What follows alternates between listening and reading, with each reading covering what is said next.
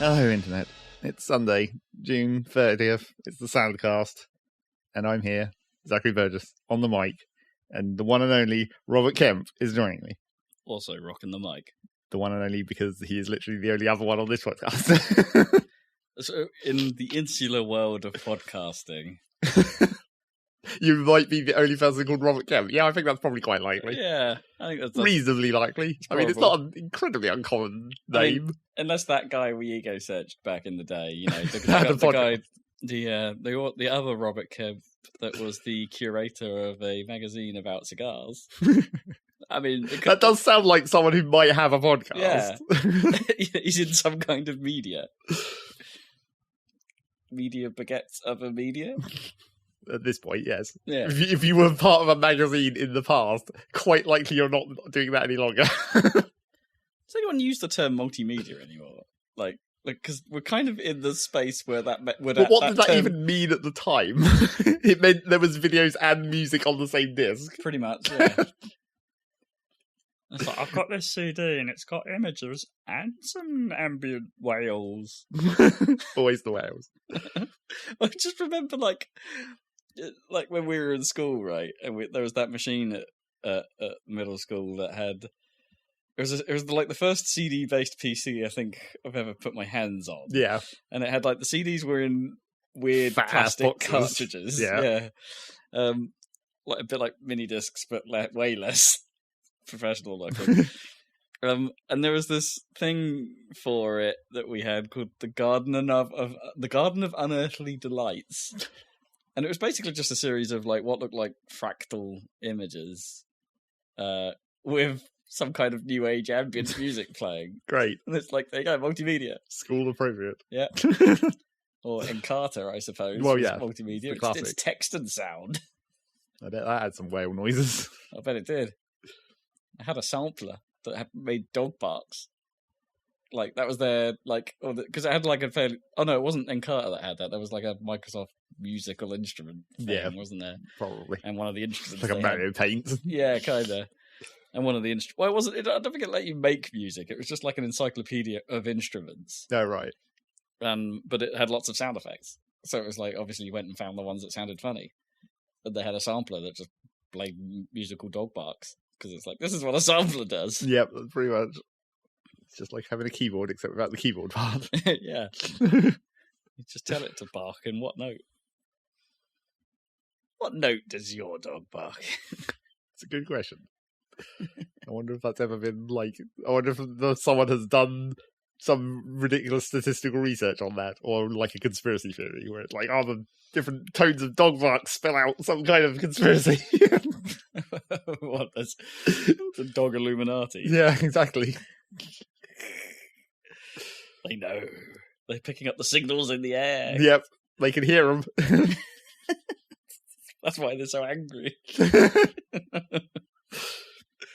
Tinfoil doggos. I'm going to put little Gustav in a tinfoil hat. Gustav? Why is that your dog name? It's always going to be the dog name. Has it? Yeah. Like, we get a little Dachshund. Yeah, okay, for that specific kind of dog, but like... And it'll be called Gustav. It better be. You better not play that up right now and then fail when the time comes. Well, so the stupid thing is that it comes from us getting a character in the Charlie and the Chocolate Factory wrong. Right. Because for years, you know, the fat kid that falls in the chocolate. Yes. And it's like, for years, I thought it was like, Gustav, stop, you'll ruin your dinner or something. And it's like, no, it's Augustus. I just thought Gustav sounded more appropriate. You know, casual German racism, I suppose. But no, you haven't got the right rhythm. Augustus Gloop. Yeah, it's Gloop. It's got the rhythm to it. Gustav Gloop is a bit... I mean, it's alliterative, but it doesn't fit as well. I totally forgot about the Gloop part. I think maybe that was where I was going with it, that I got the gut and the ooh. Well, you'd acquired the G and you were thinking it must be alliterative because it's a book. And that's the kind of thing that writers do. I'm not sure I was being that smart at the time. Stop, Gustav. Gustav. Now you've done it. Now you've actually combined them. also sounds like some kind of magical Pritt stick. Yeah. Glue stuff. Some kind of fancy brand. As fancy as sticks of glue get. Is there a fantasy game that actually like has more interesting fantasy weapons like a glue stuff? Or I'm sure there is. You know, because I'm always a bit disappointed where it's just basically like they all come out as wooden rods. Yeah, but that's because of there's based on the universe. There's clearly all kinds of weird D&D rip-offs that are in different universes. But have more comedy in your weapons, that's all I'm saying. Well, yeah, I'm sure there is a literal comedy one. It's the same as, like, you know, Kingdom of Loathing and those video games, where it's basically a comedy take on RPG mechanics. Kingdom of Loathing? I don't know that one. No, you wouldn't, I guess. Or is it the... Or West of Loathing now, the most recent one. Yeah, that's the one I have seen. I was about to say, is that the stick figure thing? Yeah. Yeah. I didn't even know there was more of that. Anything I think of when I think of stick figures is obviously One Finger Death Punch, obviously. Obviously. The only stick figure game you need. Apart from that, there's two of them. No shit. I don't know if did Kippers get around to playing the second? I haven't noticed him doing it. Okay, so he might have done once, maybe. I think someone else has played it recently on my Steam list. Okay, so no Death Punch 2 coverage yet. No, not yet. Outrage. Maybe it's on sale because there's a Steam sale going on. News. Smooth. There's a Steam sale going on right now, and no one knows what the fuck the event is. I haven't quite. It was I think you didn't even see it until like 3 days in. It was way worse in the first 2 days. No, I had. Oh wait, so what? They did some rapid fixes. Yeah, to it, they sure did. Okay, so it's some kind of driving thing, except not really. It is nothing. Is maybe the primary problem with it. Right, so they did so they had this team mechanic in the last things they did, right? Sure. But the last things were clickers. Yeah. But this is just that, but without the clicker thing. Yeah, pretty much. And you earn boosts by perhaps playing some games. Yep. Kind of, if you want to, if it's necessary. Because the whole system doesn't make any goddamn sense. Because we seem to be losing today quite badly. Well, yes, but there's...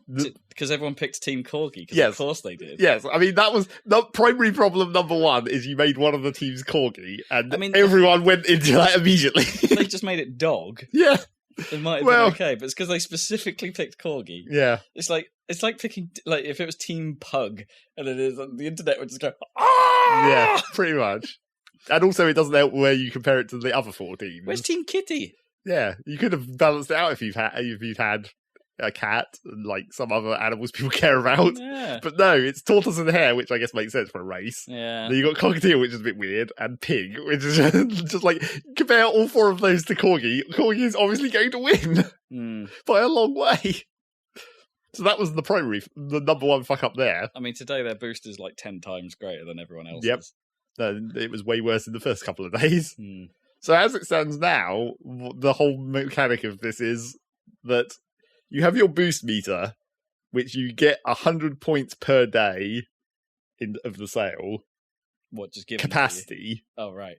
It's a capacity boost. So you get 100 points of extra capacity per day. You start with thousands of points. You start with a certain amount of boost capacity based on how much you've spent on Steam recently, basically. Okay, I haven't spent that much this year. No, but it's not.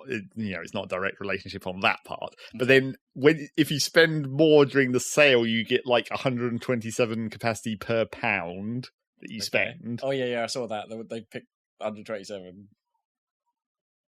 Well, I'm sure it's based on the US conversion to pounds. It's probably... You reckon? It's not just like... It's probably like 100 in the US version of this. It's not just the top end of a 7-bit number. Probably not. Who uses 7 bits? I know, it's a bit weird, isn't it? But there's that. So you get that's how you get capacity for your boost.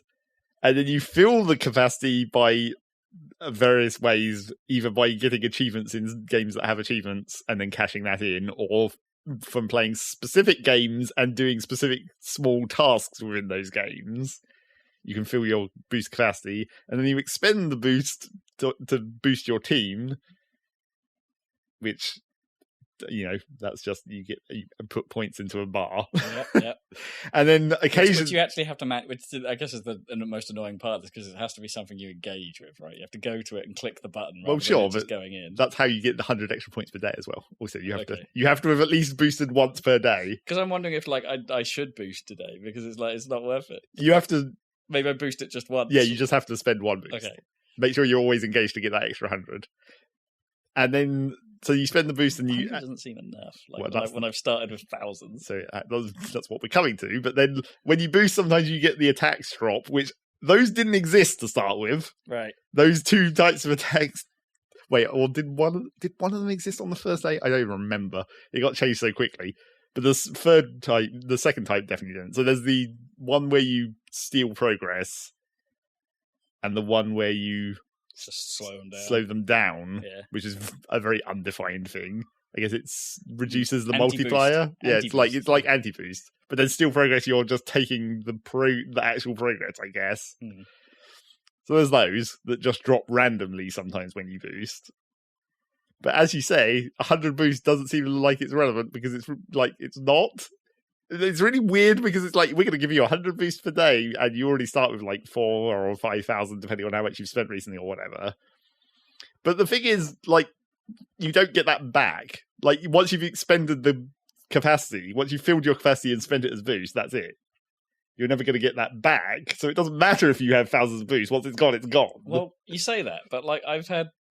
okay, so it's been a bit weird, right? So because the primary way I'm scoring points for this thing, is by the achievement quest. Yeah. Right. So the first get day it was on, or the first time I noticed, I jumped, so skipping ahead a little bit, I guess, into what our podcast is normally. I skipped ahead and played a little bit of 2 Point Hospital. Yeah. And it then cashed in all my achievements for that game. Yeah. I have fucking hundreds of thousands of points in Factorio boost. Right. Because I have nearly all the achievements in Factorio.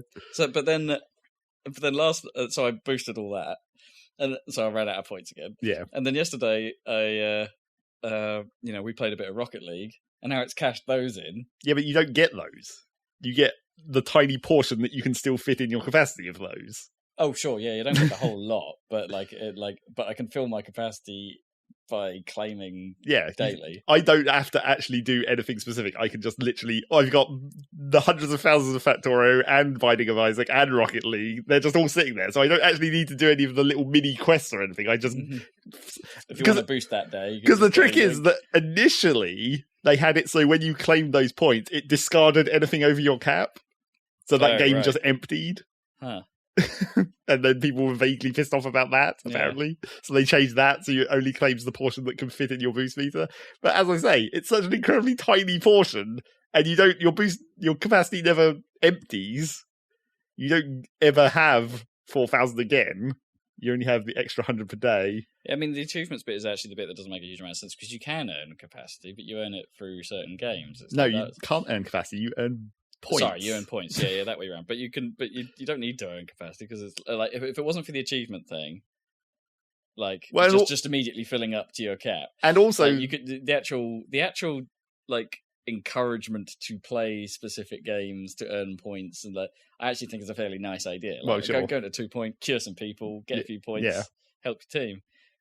That stuff makes sense, but it's completely negated by the achievement. Well, it's also completely negated by the fact that the number of points you get is so high compared to the cap. Yeah. Even if we imagine that you had, say, 8,000 points, like I have in my cap at the moment, if we imagine I had 0 boost in that 8,000 points, the Stardew Valley has a quest where you have to harvest crops, and it gives you 20 points per crop harvest.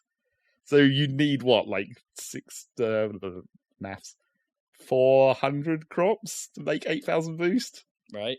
Oh, right, 400 times 20, yeah. But that's 1 day. Right, yeah. Literally, I can harvest pretty much just coffee beans in my current farm, 1 day's worth of that, because a coffee bean plant produces up to 4 beans per plant, and those all count individually. Okay. So it's just it was a bit slower than that in 2 Point, because it was 20 points for a cure. Yeah. Basically. But it's those numbers are so minusculely irrelevant compared to the actual cap that you have, unless you've spent a shit ton of money on Steam recently, I guess. And then it's all pointless anyway, because you just click a button and it goes, and that's it. And then maybe if you're lucky, you'll win some prizes. I mean, that's the thing, isn't it? It's like, but like, what they don't tell you what they tell you the odds of like what the drop rate is for the attacks, but they don't tell you the drop rate like if your team actually wins. Yeah, they do. It's in the extended rules. Oh, do they? Oh, I didn't find that.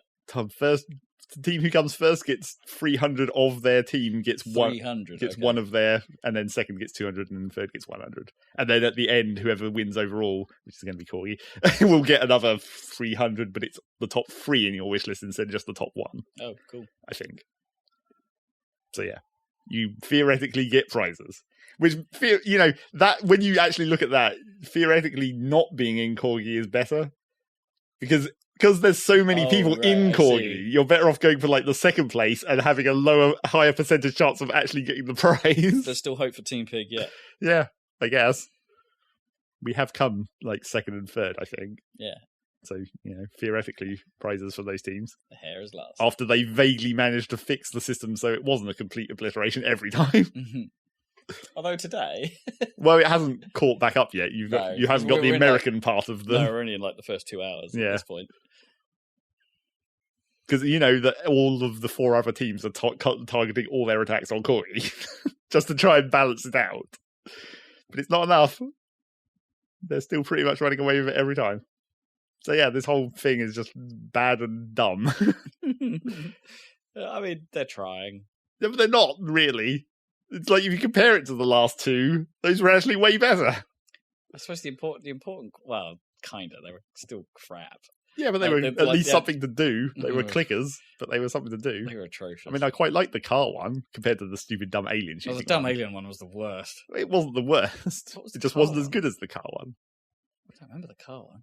Where all the enemies were various cars dressed up in like dumb, like there was the barbarian cars that had spiky shoulder pads and stuff. Oh yeah. And then that was truly a clicker. Yeah. Where you were just massing up like ridiculous power-ups and it just exploded and the levels went up so high because so many people were playing it and it just multiplied everything so many times. Didn't they do that one a few times technically because they had the one with the like aliens in the TV sets? Or was that the car one? I think that might have been the car one. I think they were all cars. It was just not as noticeable. Right. But yeah, they changed it to the one where you actually had to think about the clicking and it wasn't as good. No, because what they made was just bad. Yeah. Just make it a pure clicker. That was good the first time.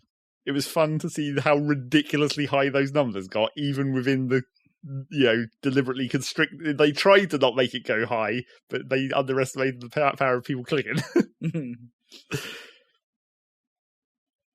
Car clicker. Yeah. But yeah, this whole thing is kind of dumb bad. And it was much worse in the first 2 days where it was even worse balanced and less well explained. And also maybe exploits, I heard.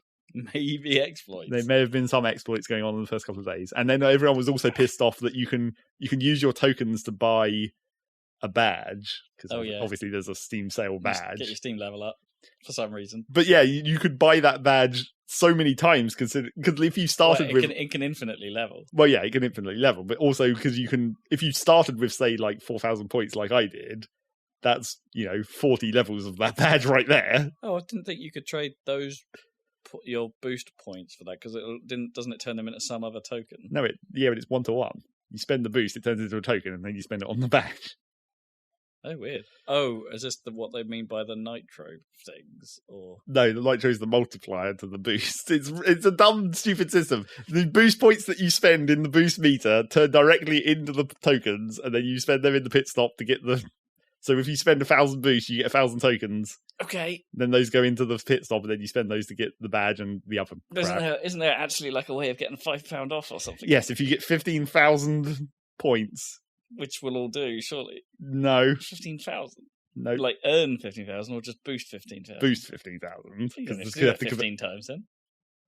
No, 15,000.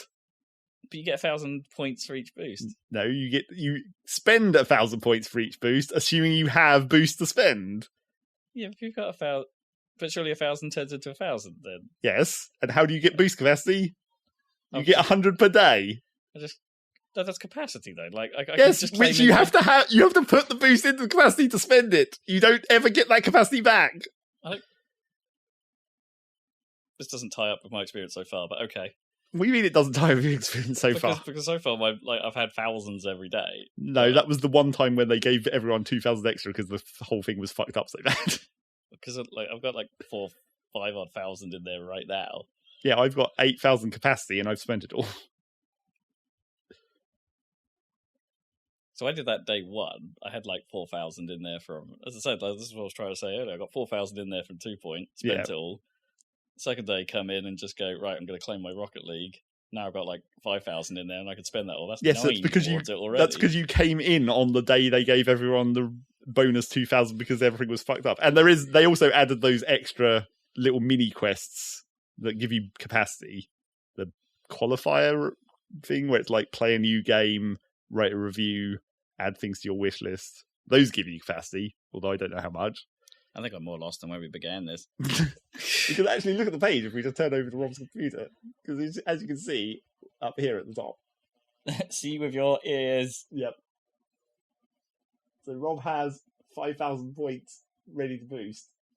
I'm ready to boost, yo. I got boost power. I need an F-Zero style voice to just be like, you got boost power. Wait, hang on. Maybe they actually changed it again because according to this, you've boosted 0 points. Wait, what? Okay, that's not right. Well, today I haven't boosted. Yeah, but it doesn't say today. It says points that you've already boosted. Wait, I don't know. Let's go to your pit stop page and have a look at. Okay, so you've earned 4,000 total, including 4,000 converted units. I think we've just proven this is even more. Yeah, I think we've just proven that maybe they've literally changed it today as well. I don't know, mate. But my capacity has never emptied, is Okay. what I'm saying. Right. So I've only got 8,000 and that's it.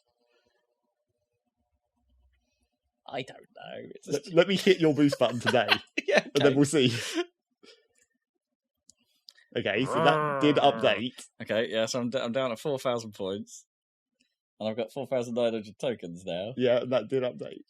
So what does my max now say? My max still says the same, so maybe... My max still says 5,000. So my capacity doesn't change? Well, no, the capacity is the thing that's meant to change over the 100 per day or whatever. But it never emptied before.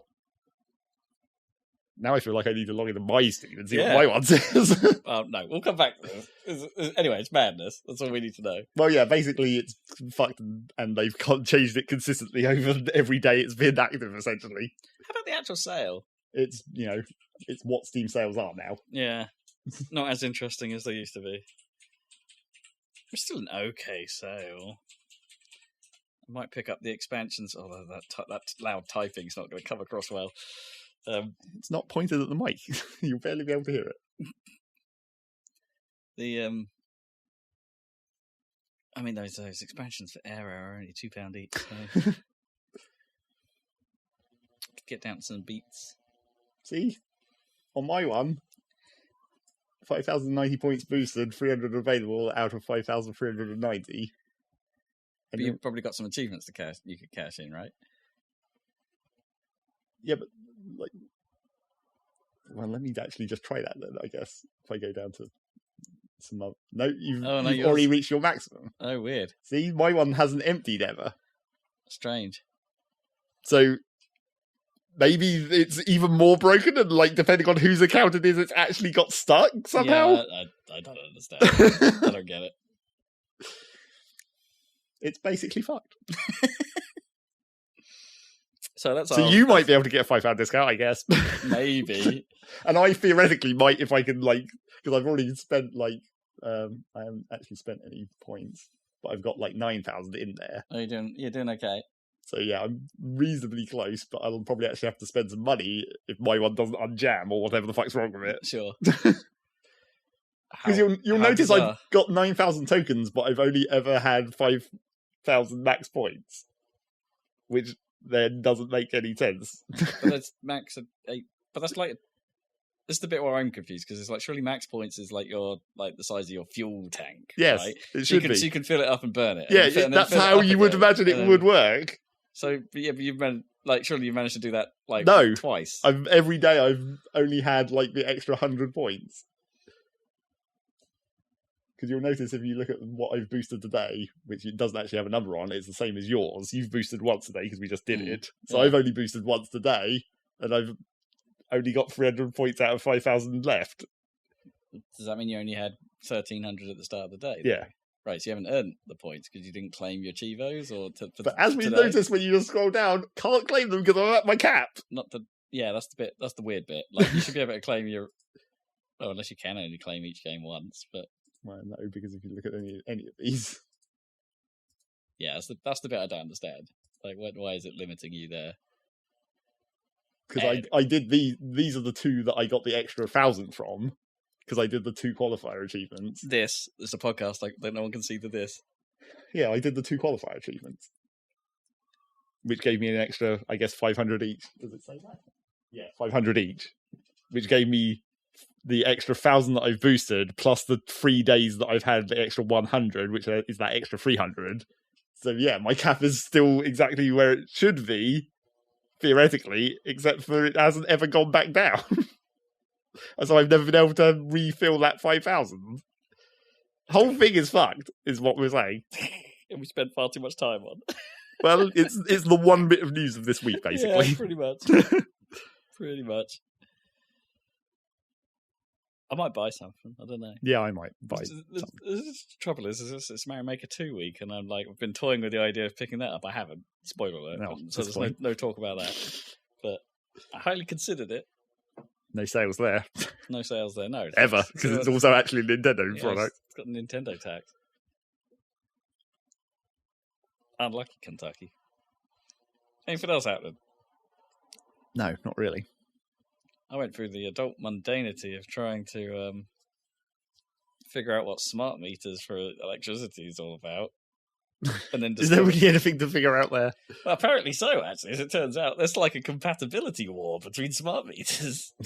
Well, not really. Like, if you went in early on a smart meter and you then changed supplier, like I did recently, your old smart meter might not work as a smart meter, at which point there'd be no point in getting one. Unless this second generation protocol, like, you happen to get a meter with SMETS 2, and then you should be fine. But they boned it up the first time round, apparently. Because engineers can't be trusted. There you go. That was my week. I don't know if that, who knows whether that's a real, like, if it was it a screw up or was it the plan all along? It was probably the plan all along. Like, obsolete it and then make everyone buy them again. I mean, you don't buy them at the moment. Like, whatever. But you might have to past 2020. Yeah. You might actually have to pay if you want a smart meter installed. But the whole point was, like, you get it once, and then you're good. Well, that's really the whole point of any, like, built-in electrical grid stuff in your house. You get it once. Yeah, you don't really want to ever change it if you can help it. Who changes a fuse box? Like, unless you've got quite an old place. Yeah, that's the only real reason. Or, like, you're getting some other work done and the fuse box is just in the way. Which is really? More or less what happened at our house. Oh, really? Where would it be that it would be in the way? Like, shouldn't you just put it on a wall where there's nothing else going on? Yeah, but maybe you're moving other parts of the house around. Maybe you're opening up a wall to make a door. True. This wall cannot exist anymore. No, but it's where all the power is. I mean, I guess technically our current fuse box is in the same place as it used to be, but it had to be completely rebuilt around it. Which is when it got replaced with a slightly newer one. Also because it was really old in our original one. Yeah. I think the one at... I always remember the one at my old place growing up, where it was like a big old grey box in the corner of the ceiling just near the front door. Yes. And it was, one of those ones that you had to put literal fuse wire in it. Yep. And it's like, oh man, this is old school. It's like, now we just have a big plastic switch. Our one was so old and, well, I guess, like, I have no idea how old it actually was, but the way it seemed, it clearly was old, but the one thing that made it seem extra old was that it was behind a little curtain Like its little enclosure had a little curtain in front of it. It's like, oh, that's old school. Oh, I like that. There was a little drum roll every time you went to check the meter. I've spent how much? Because that seems like a very 1930s thing to put like a little curtain in front of your power meter. It's really odd. It's almost like one of those terrible. I'm thinking of those bad net curtains that's always on like an oddly elastic. Yes. Sort of thing across the top. It wasn't like that. Okay. It wasn't a net curtain, and it also wasn't. It was on an actual rail, I think. Oh wow! A little tiny rail. Effort was made. Yeah. But it's But it's in a cupboard. Who cares? But it wasn't even in a cupboard, really. It was in like a box up near the ceiling. It's like it wasn't part of a cupboard or anything. It wasn't part of any other, installation that it could have fitted in with. Wait, so this box... It was just a wooden enclosure with a curtain in front of it. Wait, oh, right. So the curtain was actually in front of the whole enclosure, not that the... Well, no, it was built into the opening of the enclosure that was built into the ceiling. Right, so you opened the doors to the enclosure? No, it only had the curtain. That was the bit that covered it. Okay. That was the obscuring part. Okay. Because the bit of me was thinking, I was like, well, if it's in a cupboard, no big deal. If it's in its own little wooden box, no big deal. But no, it was just open with a curtain. Yes, well, it was closed with a curtain. That's the point of the curtain. It's never really closed with a curtain. Yeah, but it's not like you had to stop things falling out of it or anything. That's what doors are actually for. Or are they? I don't know. I think they're supposed to stop you from falling into place. You're meant to stop you falling out of the rest of the world into a small box. Yeah. Boxes. It's all about putting things in holes. Naturally. That is the world we live by.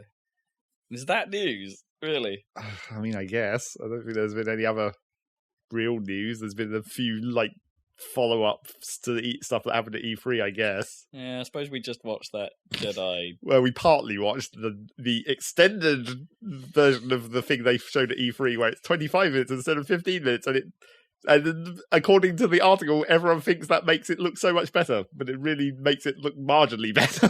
Yeah, marginally is the word. I mean, it showed that, there's more game to it. It showed that, yes, there is some kind of upgrades, they claim it's a Metroidvania style, but I don't know about that. And it shows that you can travel to 4 different planets, and maybe that is, part of maybe it's the Metroid 2 style of going back to the different planets with different abilities, or whatever. And then, apart from that, it didn't really show that much else. You go to an upgrade station and get an upgrade for your droid, and that's it. And that's and one more fight. How's that even going to work, actually, Metro? Because, kind of the point of, Metroid areas is they tend to be, populated with enemies, right? Sure. Repeatedly. So does that mean the stormtroopers are going to be respawning around this place you're liberating? Or are we... Well, I guess it depends, maybe, if they make it, branch quite early in the level. So, the point where you have to have the specific ability is, quite near the start, so they don't have to repopulate all the enemies. And then each branch can be its own.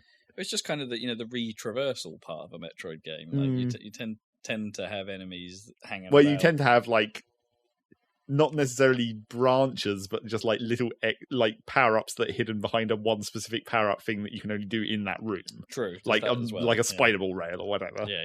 Where it's you can see it every time you go there, but then you can't actually do it until you eventually get that power up. But then it doesn't. It's not like that rail goes anywhere. It's just to do that one thing. Yeah. Yeah, I don't know if it will be exactly like that. But I mean, repopulating stormtroopers wouldn't necessarily be that surprising unless the story goes in a way where they blow up that entire goddamn operation. Which does seem to be the intent of that mission that they've shown so far. We've got to stop them making the Wookiee slaves and mining everything, so we'll blow the shit up. Unless you then get unless that's part of it, where you overrun facility. Yeah, you get the half destroyed facility version of that map. Yeah, where the spiders have taken over. Yeah, maybe. I mean, maybe there's more of an emphasis on once you've dealt with the stormtroopers, then you just have to deal with nature, and those are all the bugs. Because Metroid does that, or maybe you level up enough where like the stuff that's in that area isn't a problem. Well, yeah, or, for the most part. Or and when you have to retraverse it, something else is. If the game wants you to retraverse it meaningfully, rather than just a power-up run, then it's like sometimes something will be different. Yeah.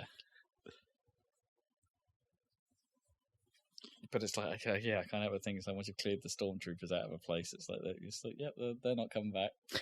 They totally can. Stormtroopers are so generic; you'd have an infinite number of them. I don't want to like go through a door and then turn around and go back through that. Well, I'm sure they won't be that quick. Right. But that's kind of what you could do on Metroid Prime, right? You could go into an area, kill the fly things, go through a door, and then basically come back on yourself, and it's like, yep, they're all back. Well, the fly things had to exist for the light. Those ones. And the little bug things, those don't count. I'm not sure it did instantly repopulate. No, you probably had to be like a couple rooms. Bigger rooms, or bigger enemies. But you were fighting a lot of it, like pretty much everywhere you went. Well, yeah. Like, it's like, this is the room with the icy rhino things. I'm going to fight those for a bit, and then... I think those ones especially didn't respawn that quickly. Those kind of bigger enemies. And that was definitely one... You got the little ones. Well, yeah, that was definitely one that changed, because like you had the bigger ones sometimes when you went through those areas, but then later on it was just like, it's only the small ones now. Yeah. Yeah, you've dealt with this problem. We'll make it easier for you. Yeah, so I don't know. No. I still don't know about it. There are times where I look at that thing and go, hey, you know what, that looks all right. And then other times I look at it and go, nah, it doesn't look. It looks off. Just totally undecided on it. Totally. And that 10 minutes of footage didn't really make that much of a difference. No. I think that's just how I feel about Star Wars in general. Like, I just get ready for December. Yeah. It's like I don't know whether to come away from it feeling happy or to be excited or any of that. I just don't know anymore, man. I mean, at least this game isn't taking place in the current of the Star Wars universe. This is back in time from where we currently are in the films. True. This is back when Star Wars was sort of a good-ish. It was in the period where Star Wars was okay. Well, it's... Not that I'm saying the game is good, but I'm saying that the Stormtrooper era is just like, that's the bit of Star Wars that everyone can say is good. I guess. It was just before the first trilogy, right? That's when this is just before the original trilogy, not the first trilogy. Yeah, so that's what I meant. Yeah. Not the prequels. They're definitely Stormtroopers are not clones, and it's definitely the Empire at this point. Proper Star Wars. Yes. Anything else going on? Well, the other one bit of slight news about stuff that happened post E3 was the Pokemon Company responded to people being disappointed about not all the Pokemon being in Pokemon and just said, yeah, that's still going to be the case. As much as you complain, that's still our plan. This is all we budgeted to make, so shut it. Yeah, pretty much. I mean, this was always going to happen eventually, right? It's like you can't sustain... Well, in some ways, we kind of always hoped it was going to, where they were going to be like, cut this 700 down a bit and just like focus on maybe making the game better. And I guess that's what they're doing, except they're not really necessarily making the game part of the game better. They're making the graphics part of the game better at this point. It was always going to become a little unsustainable with that level of growth. I did see an excellent cosplay of the Shield Wolf.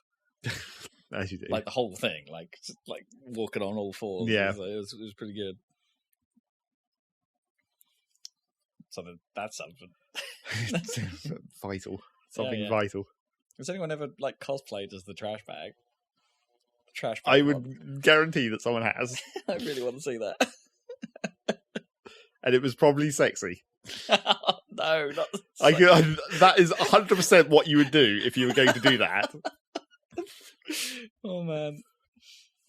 If you could then dress up the flies flying around your head somehow as well, like sexy flies around your sexy trash. Yep, probably. Oh, that's horrendous. Pile of swine, sexy pile of swine. That might be quite kind of difficult. You're just being fur pile.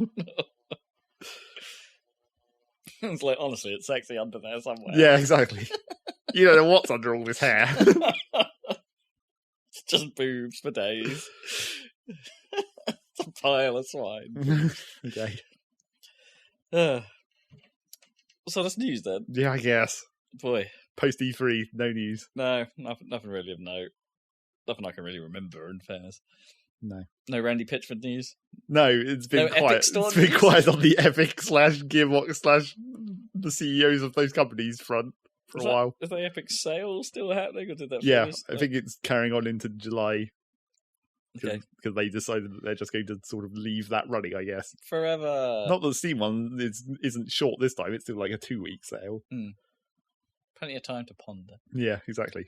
Which is kind of why it's weird in these modern Steam sales, because it's like, if you don't have the daily flash deals or whatever, why does it even last that long? You just have people sit there and think about it for a long time. It's that lingering temptation. Yeah, I guess that would be the reason to do it like that, even at this point. Speaking of temptation, it's like I've been. I think I've mentioned to you before, but I was just like, I can't believe how expensive EverDrives for the Mega Drive are. It's like I want one because like one, I don't really want to pay the 50 odd quid for a cartridge copy of Tanglewood. Why not? I mean, it is badass. Yeah, but you know, I might as well load up a ROM cartridge if I've got like a put Tanglewood on that, and then do stuff more conveniently. But those things are pricey, and I suppose that they should be in a way. Yeah, like because of what they are and what you can do with them. But like when you're talking like 90 quid for, was it the X5, which is their sort of the middle of the range one, but it's the one you want really. Yeah, that's quite a lot. And like the X7 is like nearly double that if you really want to use it as a RAM save cartridge for your Sega CD. Which most people don't. Or if you like want the FM chip synthesis, if you're running Master System games on it. Expensive. How much do you already spend on various things that allow it to even plug into your TV? In fairness, the OSSC was expensive. Yeah. Yeah. I mean, that is technically multi-purpose, I guess. Yeah. So that makes it slightly more valuable. It's not just for the Mega Drive. Yeah. It'd be for a lot of stuff. So yeah, I was tempted by one of those. I thought I saw one going cheap on eBay, but it's gone up to megabucks. Of course.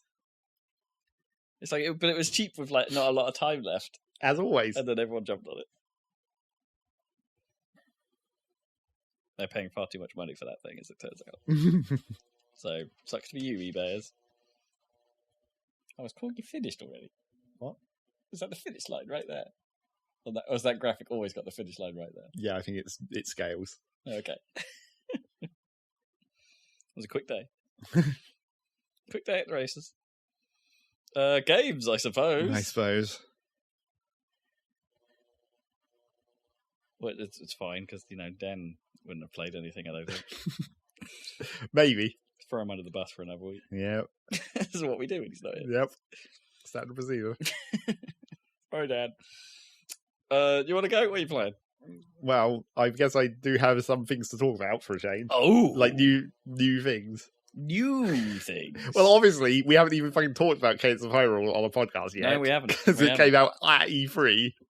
We didn't talk about it then. All right, I'm excited about this. Are you? Well, I haven't played it. Well, so not that excited. Well, and I haven't really read anything about it, so I was kind of hyped leading up to it. So. Well, yeah.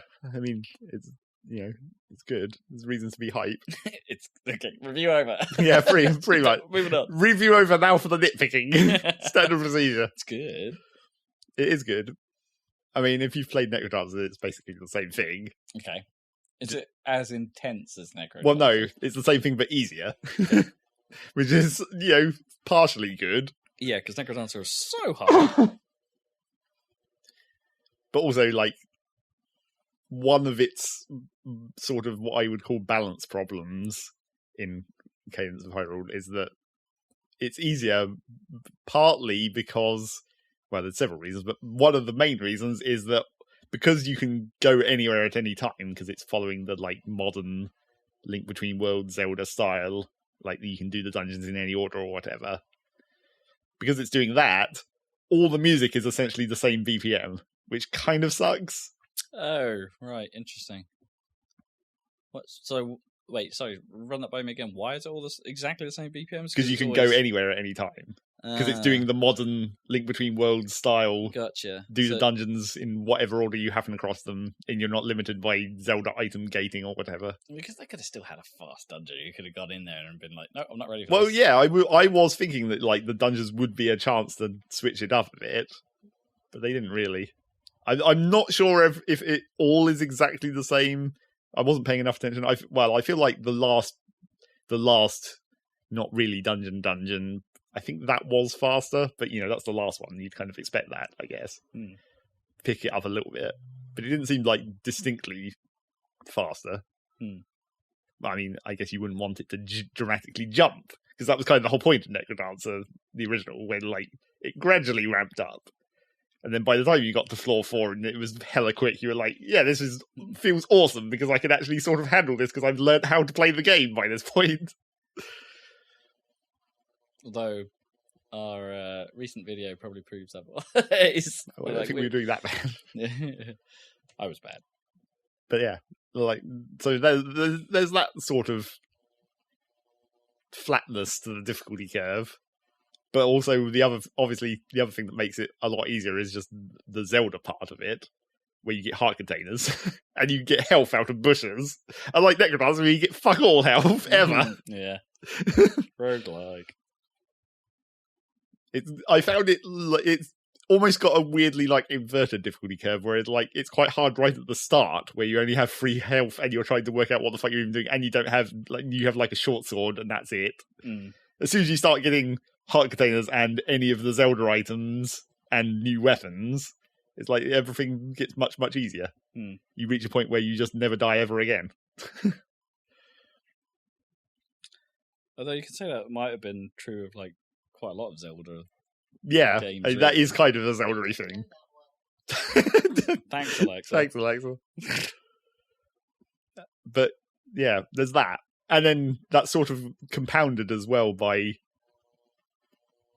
they sort of half committed to the roguelike aspect of it. Like when you die, you drop all your rupees and keys, which are fairly irrelevant, and you drop any like what is like expendable equipment, which is like boots, rings, and then 2 other things that I've forgotten.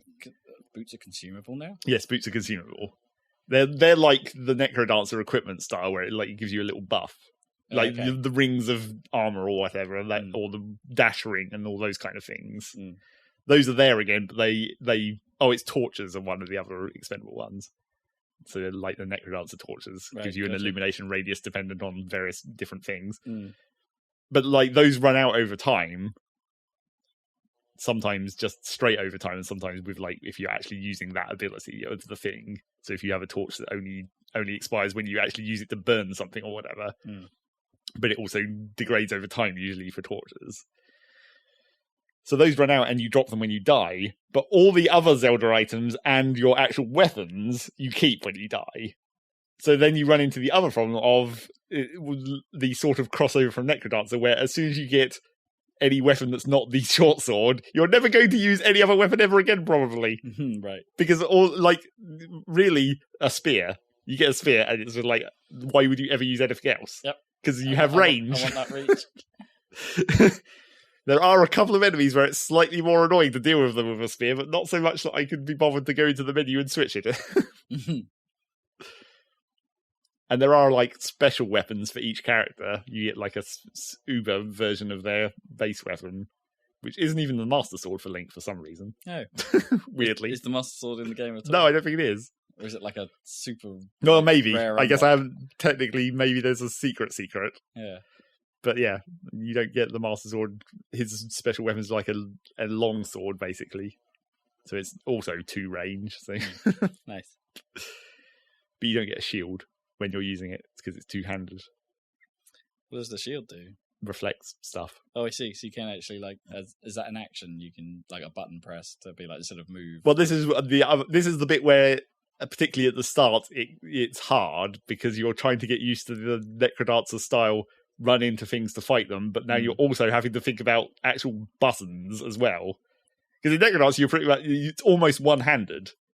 Yeah, you only move and then you mash into things to attack them. And the other abilities are combos. Yeah, but now you still have that style of combat, but you also have, the right shoulder button for shield, the left shoulder button for your other ability, which is character dependent. So with Link, it's the spin attack, and then you have all the Zelda items on your other 4 buttons of your choosing as you equip them. So are those actions you do instead of moving? Mostly. There's a couple. So if you get shield out, you're not like going shield and bunt them with the shield is slightly different. Like, I don't think that you can pull it out and move at the same time, and if you're holding down the button, you can just continue to move with the shield out. Okay. But then you can't attack with that until later on, where you get another ability that lets you also attack while holding the shield out. Okay. And it uses stamina while you're holding. I'm not sure if it's every move while you're holding the shield or only when you block things, but you have a stamina bar as well, which depletes when you're doing certain actions. So basically, there's actually more controls to figure out in this game, which is why it's hard at the start. Right, I see. Until you wrap your head around it. I always thought Necrodancer could have potentially have done with just a button press to represent the combos if you wanted it. Yeah, I mean, I think you can do that if you go and bind the controls. Yeah, but it probably should have just been that for default. I mean, I kind of like the combo idea. Well, it meant I just always had to look at what it was rather than sure. be if it was. Well, it's because it didn't always necessarily go in the same slot was the thing. Yeah, because if it was, you had to actually look at it to see which button it was on. If there was a nice color coded button from an Xbox pad or whatever, and be like, I can just quickly glance and see that it's the yellow one. It's in my yellow slot. That's fine. I mean, you can fix that in Necrodancer, I guess. But they wanted to represent its dance pad nature. Yeah. You could theoretically play that game with a dance pad. In fact, there's a special mode for it. I mean, I still think that's that's fine. Keep that stuff, but just make it a little more accessible. But yeah, so in general, it's relatively easier and has these kind of what I would call balance problems. But what's the funkiness level? Good. The remixes are pretty decent. Is it Danny Baranovsky again? Yep. Sweet. Doing his thing. I mean, he's definitely got a style, hasn't he? Well, it's not... I wouldn't have said in this case it's as recognisable as his style, because, it's Zelda music, and I guess for Zelda music, it's slightly generally different instruments than he's used in the past. Okay, right. I don't know, there's just a certain way he constructs, in both Meat Boy and Necrodancer, the way he constructs his melodies, they're, Sure, but that's where the Zelda is now. Yeah. You just get the Zelda music melodies. But unless he's ad-libbing in that sort of way. I mean, it does do some slightly different, mix different remixes to it. Like the Overworld Grassland theme is a mix of 2 or 3 different Zelda songs. It has the melodies of different parts. Okay. That's cool because that's quite easy to do with Zelda. And there's a lot of the stuff blends together very well. There's a couple of places where you get riffs that are from Necrodancer songs instead. Oh, where it transitions from a Zelda song into a Necrodancer song. Particularly it's most noticeable in the tutorial right at the start, where it uses the song that you would recognize from Necrodancer and the basic overworld Zelda music. Cuts back and forth in the melody. That's cool. Yes, it's quite nice. So yes, the music is good. Short? Pretty short. There's only 4 dungeons, so it's not an 8 dungeon like a normal Zelda game. Right. So not a huge amount of music then, really? Compare it to Necrodancer, which has quite a lot. Well, Necrodancer theoretically has 12, I guess, right? Yeah. 3 per 4. Well, yeah, until you get into the... DLCs. Remix land. Yeah. Well, yeah, but those are the same songs technically. Sort of, yeah. Which I've never actually toyed with the remixes, to be honest, because it's just I'm gonna nail the game first. Yeah, you want to earn remix. Well, because the remixes are meant to be tied to the different characters in theory, even though you can change change them per character anyway. Well, I didn't realize they. Does it do that for you automatically? Yeah, it's set up so that the different characters have the different remixes by default, but you can go into a menu and just change it. Okay. Well, I never tried playing as the other characters, really. No. It's just like, you want to be good at the base game. I want to learn how to play as Cadence. Yeah, exactly. But never could. No. But yeah, that's more or less that. I mean,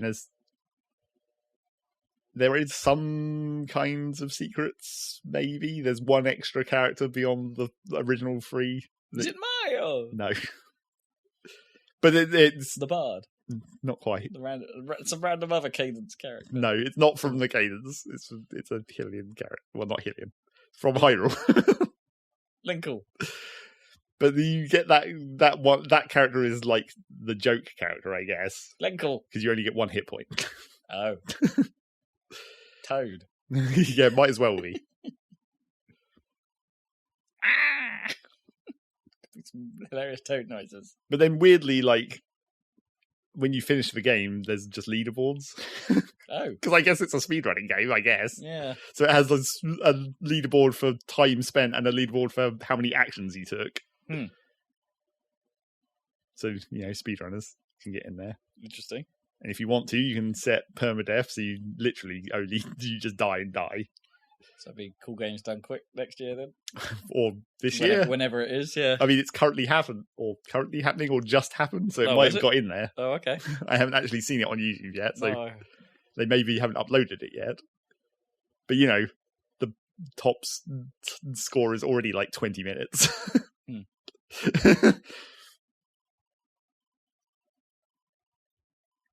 And then, there's a few other options for, like I said, permadeath. You can turn off the rhythm matching if you want to, but who would play it like that? Oh, sure. Like Bard style, basically. Yeah. But why would you do that? Just get good. But, like, not even get good. Get average. No, I see what it is, because like it can be an accessibility thing. Sure. Right. I think the problem with it is, though, that after you miss like a certain number of beats in a row, it automatically pops up a message that says like, you're having trouble, do you want to turn on fixed beat mode? And I think that's a mistake. You shouldn't right, because people won't understand that that's the whole point of the game. Yeah, maybe. I think if you're coming into it, you probably realise what you're getting into, right? That's why. Do you, though? I'm not sure, because I feel like a lot of people are just coming into it being like, oh, it's a Zelda game, and then I've seen YouTube videos of this happening. Oh, really? And people just being like, why can't I move very quickly? And then the thing pops up and it's like, you want to turn on fixed beat mode? And then they just do and don't understand what the context of that is, and then that's that. That's disappointing. People don't read enough. They don't realise, like, when that first tutorial message pops up where it's like, now you have to move to the beat because there's enemies on screen, and they don't understand that that's the whole concept of the game. All right. It's because all right. So you think it's exacerbated by the fact that it's not beat driven when you're traversing? Yeah, it's only when there's enemies. And then that does happen like immediately in the tutorial. Right. You have the like one screen where you can move freely, and then it pops up. You go into a dungeon area, and then there's a monster on screen. It pops up a thing that says, "Oh, now there's monsters, so fight to the rhythm." And then once you clear all that, it's like, "Oh, the monsters are dead, so now you're back to free movement." But it really doesn't take very many missed beats in the main game before that message pops up and it's like, do you want to turn on fixed beat mode? Also, it just says, do you want to turn on fixed beat mode? It doesn't really explicitly say what that does. Right, yeah. Which is another reason why people might not realise what that actually means. Because I think Celeste actually does a really good job with that. Because like assist mode exists and it has a lot of options for making the game easier. But they put a little message in front of it saying, "Hey, we think the difficulty of this is core to the experience, but we realise not everyone can And I was about to say not everyone can deal with that, not in a nasty way, but in a kind of yes. we understand this isn't for everyone, so here you go, have some options." They sort of front load it a little bit with just like we want you to play with all of this turned off, but if you're struggling, go ahead, have fun. Yeah, I think it maybe needed to be more explicit about what that meant and like how it was making the game much, much easier or different from the intended way to play that game. I think also easier. That one in particular, I think, that's kind of a big deal. I mean, not to us who are in the know and are just like, no, I'm going to struggle through this bastard. And we knew what the fucking Necrodancer was before we even came to this. And then there's also... In fairness, Nintendo did try, right? There were places tried, who were like, oh, hey, bit. By the way, Cadence is out, but if you want to see where this came from... Yeah. And Necrodancer was on sale. Around the time. They tried to link it in. And then there's also the option for double speed mode, which was not what I was hoping for, because the music stays the same. You just get 2 beats per beat, which actually makes it fucking impossible.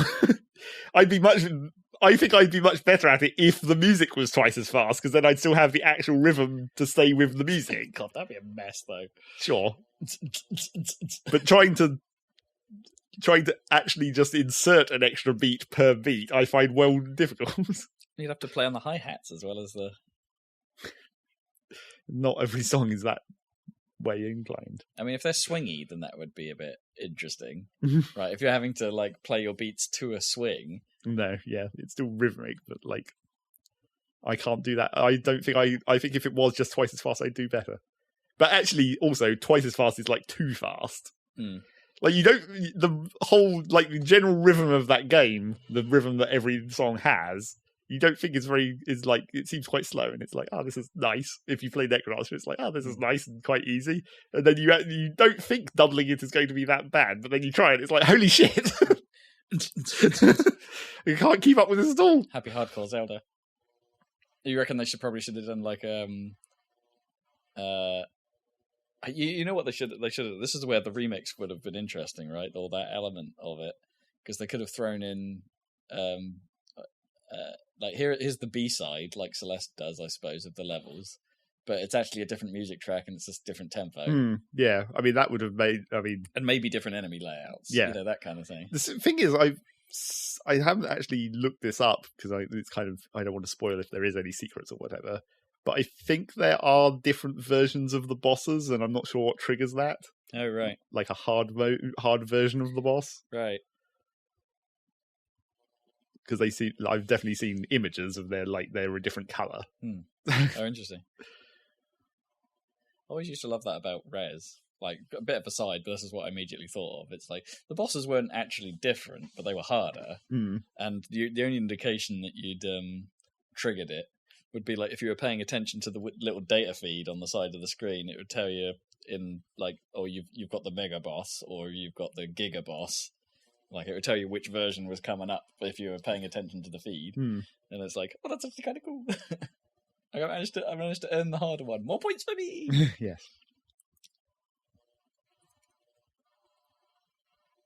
And that's more or less it, I think. There's not really anything else to that game. It's pretty much just as they said, it is randomly generated. Like, the overworld is... Oh, right. So not everyone's playthrough will be the same. Yeah.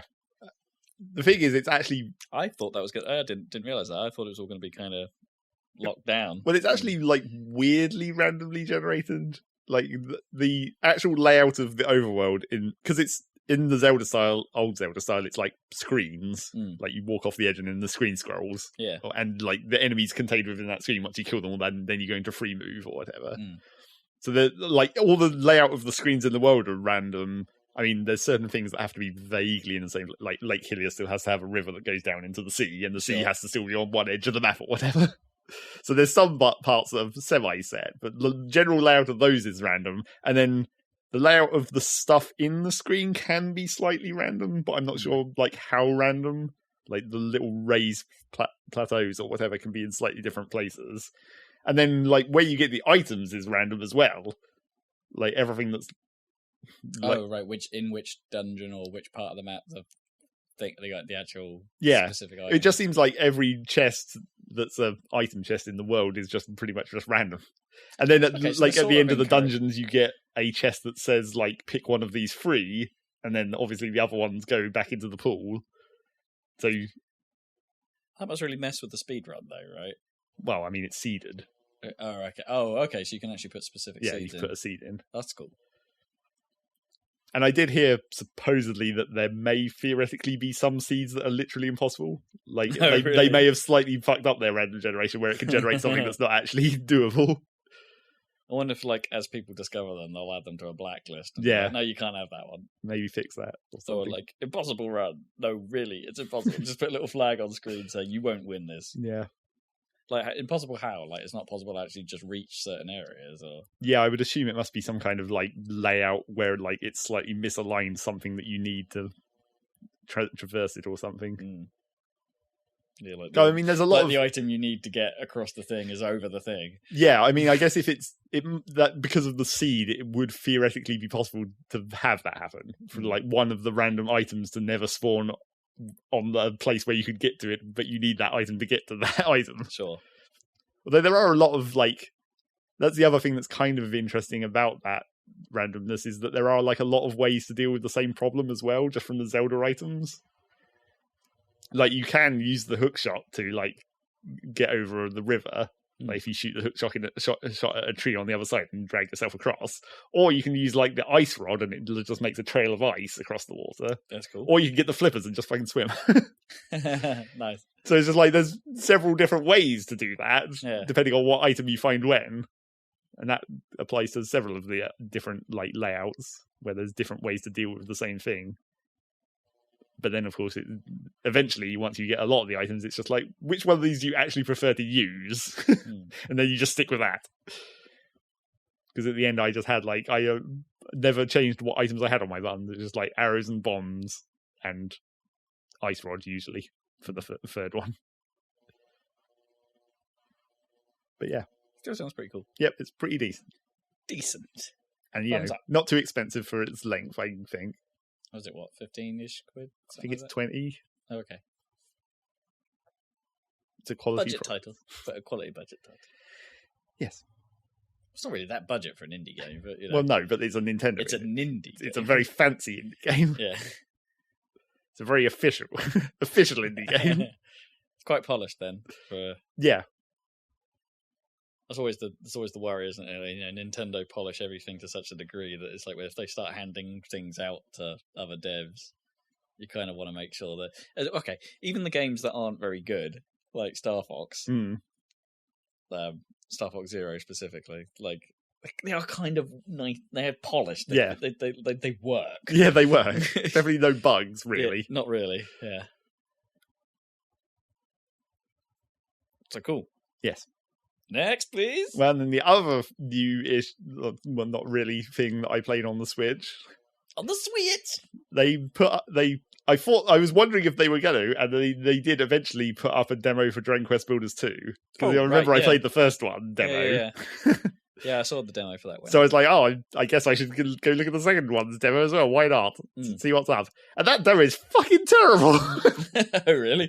Compared to the first one, especially, the demo of 2 is crap. What you mean in terms of what it gives you, or what? Yeah, or basically, or that the game itself. Looks... No, I mean the game appears to be like, well, I mean exactly the same, but better graphics. I guess it looks a bit better with lighting and stuff now. Okay, but essentially exactly the same game from what I could tell, except it doesn't fucking tell you. That demo contains virtually nothing. It doesn't even, like, the first game's demo. It got quite deep into like. Building the rooms and like how you put different items inside the room and it changes the room's function, and then that changes what the NPCs can do in that room and what you get from that room. Sure. And like how to build your town, and then like the like enemy wave defense thing that happens during some nights.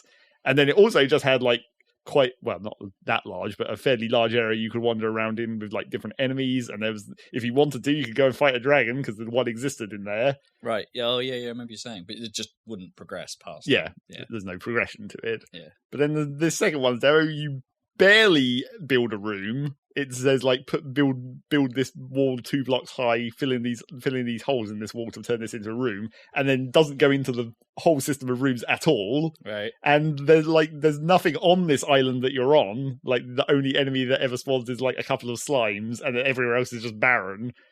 And there's no reason to pick anything up because you're not actually able to build anything in this demo. It's just like, it's so terrible compared to the first game's demo. I wonder if they've got some like analytics that tells them like how many people played the first game's demo and then never played the second one. And they were like, "Oh, we need to hook those people by making our demo so shit they'll have to play the real game." Yeah, we were too generous last time. They got their fill. Maybe. The other trouble, I think, I don't know if this was part of their analytics or whatever, but there's a point where when you get through like the tiny little bit of a quest that it tries to send you on, where it's like, after you've built your little, not really a base, it's like, go up this mountain and then follow this blueprint to repair this temple, which is, I guess, is the other slightly new thing that it does show, the blueprint system. And you do that, and then like the spirit guy is like, oh, break down this wall and you'll discover what the reward is, or not really a reward, you'll discover something cool. You go back there and there's a notice board, and the notice board is basically like I guess you sort of compare it to the Miiverse or whatever. It's a place where people can upload their screenshots directly from the game. And I wonder if that was what they were hoping would be the hook. Like, you look at that and you'd see all the other cool shit people are making. Yeah. It's like, you don't have to put that in the demo because everyone else will do your advertising for you. Hey, we put the Miiverse in this kind of thing. Share with your friends. It's like, look at all this cool shit you could make if you buy the actual game. Yeah. But it's just like, that's not a cool way of doing that in the context of this demo. No, I wonder if they're trying to... They're probably like got some psychologist somewhere saying like, hey, this is why people want Fortnite skins. Because they see people wearing it and like, oh, I want it. Sure, but I don't think it works when it's just like, here's a notice board of JPEGs. You have to let people actually do some cool things in the demo. Yeah. So what is the demo's hook, I guess, is what you mean. It's like, if they're saying like that this short demo is like, well, we've got to hook them in so they have to buy the thing. It's like, it sounds like the demo doesn't have the hook. Yeah, and it doesn't really explain what the game is about. Like, as I said, like the first one's demo went way more into how like the town and room building stuff worked and why it was important. And this just doesn't even really mention it. It just says, oh, you built a room, and that's it. I think they're just banking on good word from the first. I mean, I guess. I mean, you know that it's because it's a 2. There's a certain amount of people that already know what this is about. And Builders 1 does have some pretty, what's the word I'm looking for? Let's say ravenous fans. It's like, the one. It's one of those games where it's like it might not have the biggest crew of fans, but those that are in are really in. Yeah, it's one of those. The thing is that, like, even just from that island in the demo, there was when I went and explored the vast emptiness, or not that vast, the mostly emptiness of it, I was like, there are a couple of like hints of things that might have, because I think the whole idea of this island that you start on is it's meant to be like your home base. Because right at the end, it's like you get a random ship docks at the edge of the island, and you go and talk to the captain. He's like, "Oh, I'll take you to all the other islands, and then you can go there to get stuff, presumably, and people."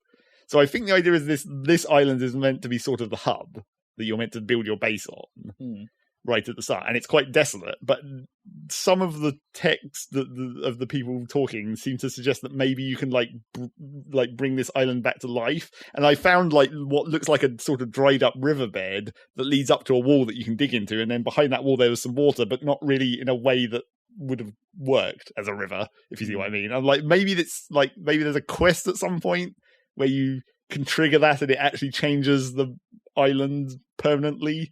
Right, I see. Maybe stuff comes out of the water. Yeah, but I don't know. It's like theoretically maybe that happens, but who knows? I mean, maybe not. Maybe like the eye. Maybe it's an island. Maybe that is just meant to. Or well, I don't know. Maybe, but that'd be weirder because they never said that either. And also, as soon as you get to that island, it's like a pop-up comes up which says, "No progress you make after this point will be saved into the full game." Which is then why even save at all? Because up to that point, you've only done a very basic tutorial. Like, how long are we talking here? What, like 20 minutes max? Like, it's probably like 20 minutes to get to that island because the actual tutorial is quite slow. There's a lot of talking. Okay. But then once you get to the island, it's probably like 20 more minutes of actual work to finish the one quest that it has. Don't get me wrong, I've played demos, like even back in the heyday of demos that are like, a minute long to play. Sure. But like, I'm struggling to think of a decent example. But some of those like early demos, you're just like, man, this is the best 1 minute I've played in a long time. Yeah, I'm gonna go play this 1 billion times. Yes. Like, when what was it, the Wipeout 2097 demo for PC was out. It's like the amount of times I played that one track and just did that thing because it's like, oh my gosh, look how pretty this looks on 3DFX. Yeah. It's just like, wow, this is lovely. I can make these vapor trails or whatever that comes out the back of them really long. I mean, I guess arguably that's a different situation. That's a more of a tech demo than a demo. Sure. You were there for it looking cool, not necessarily for the gameplay. But the gameplay was also good. A Screamer 2 demo I played loads before we eventually got the actual game. Sure. Also, back then, we weren't people with money. No, true. So there was a reason that we played demos a lot. We're somewhat easily pleased kids, I guess, as well. Your standards do... The requirement for a decent game does appear to go up over the years. Yes. I don't know if I've played a good demo in a long time. Because demos don't exist any longer. Yeah. Or that when they happen, I sort of look at it and go, yeah, you know what, nah. It's going to take me longer to download than I'm going to have fun with it. You have to... In reality, if you define things a certain way, then early access is the new demo, but you're still paying for that. So True. Not really. Yeah, paid demos. I mean, there have been...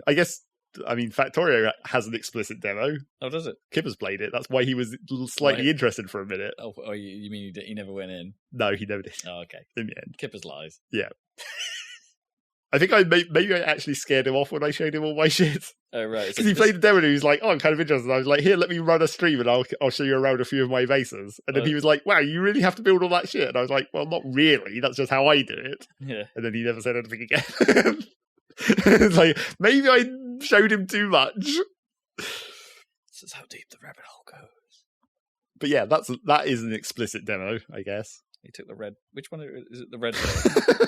Yes, red pill is how deep the rabbit hole goes. Oh wait, and blue pill is you go back to... Go wake up in your bed. Yeah.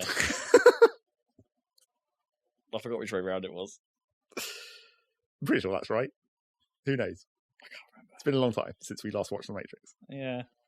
Maybe it's time to watch The Matrix. Well, Dan said that last podcast, didn't he? Or not on the podcast. Last time he was here for the podcast. Yeah. I think he actually said, let's watch The Matrix again. It might be time. It might be time. Do a marathon. All three in a row. All three. It's a better marathon than Star Wars. It's a much shorter marathon than Lord of the Rings. Yeah. Actually, is it a better marathon? I don't know. I think I'd find Star Wars hard to marathon compared to The Matrix. Well, if you're talking about all of the Star Wars now, I mean, like the main nine, no, I know, even. but even just the original three, the proper trilogy. Like, I reckon I'd have a hard time with that. I don't know. Maybe. I don't know. Or would you get fatigued by The Matrix's just fightiness? Would its style just get a bit much? Well, there's a lot of talking in Matrix as well. A lot of talking. They break up the fighting quite a lot. I suppose there are, like, most scenes don't last very long in Star Wars before it wipes to something else. Yeah, that is what Star Wars does. Get a wipe going. God, I had a great wipe.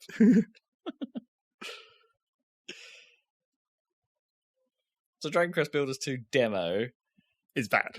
It's explicitly a bad demo. But the game is probably fine. I'm trying to think. Have you ever played a demo where I'm trying to think, what was the last demo you played where you came away thinking this was awful, and then, like, the game actually turned out to be great? Oh, man. Even trying to remember what demos we've played. Yeah, I know. Is the first problem with that.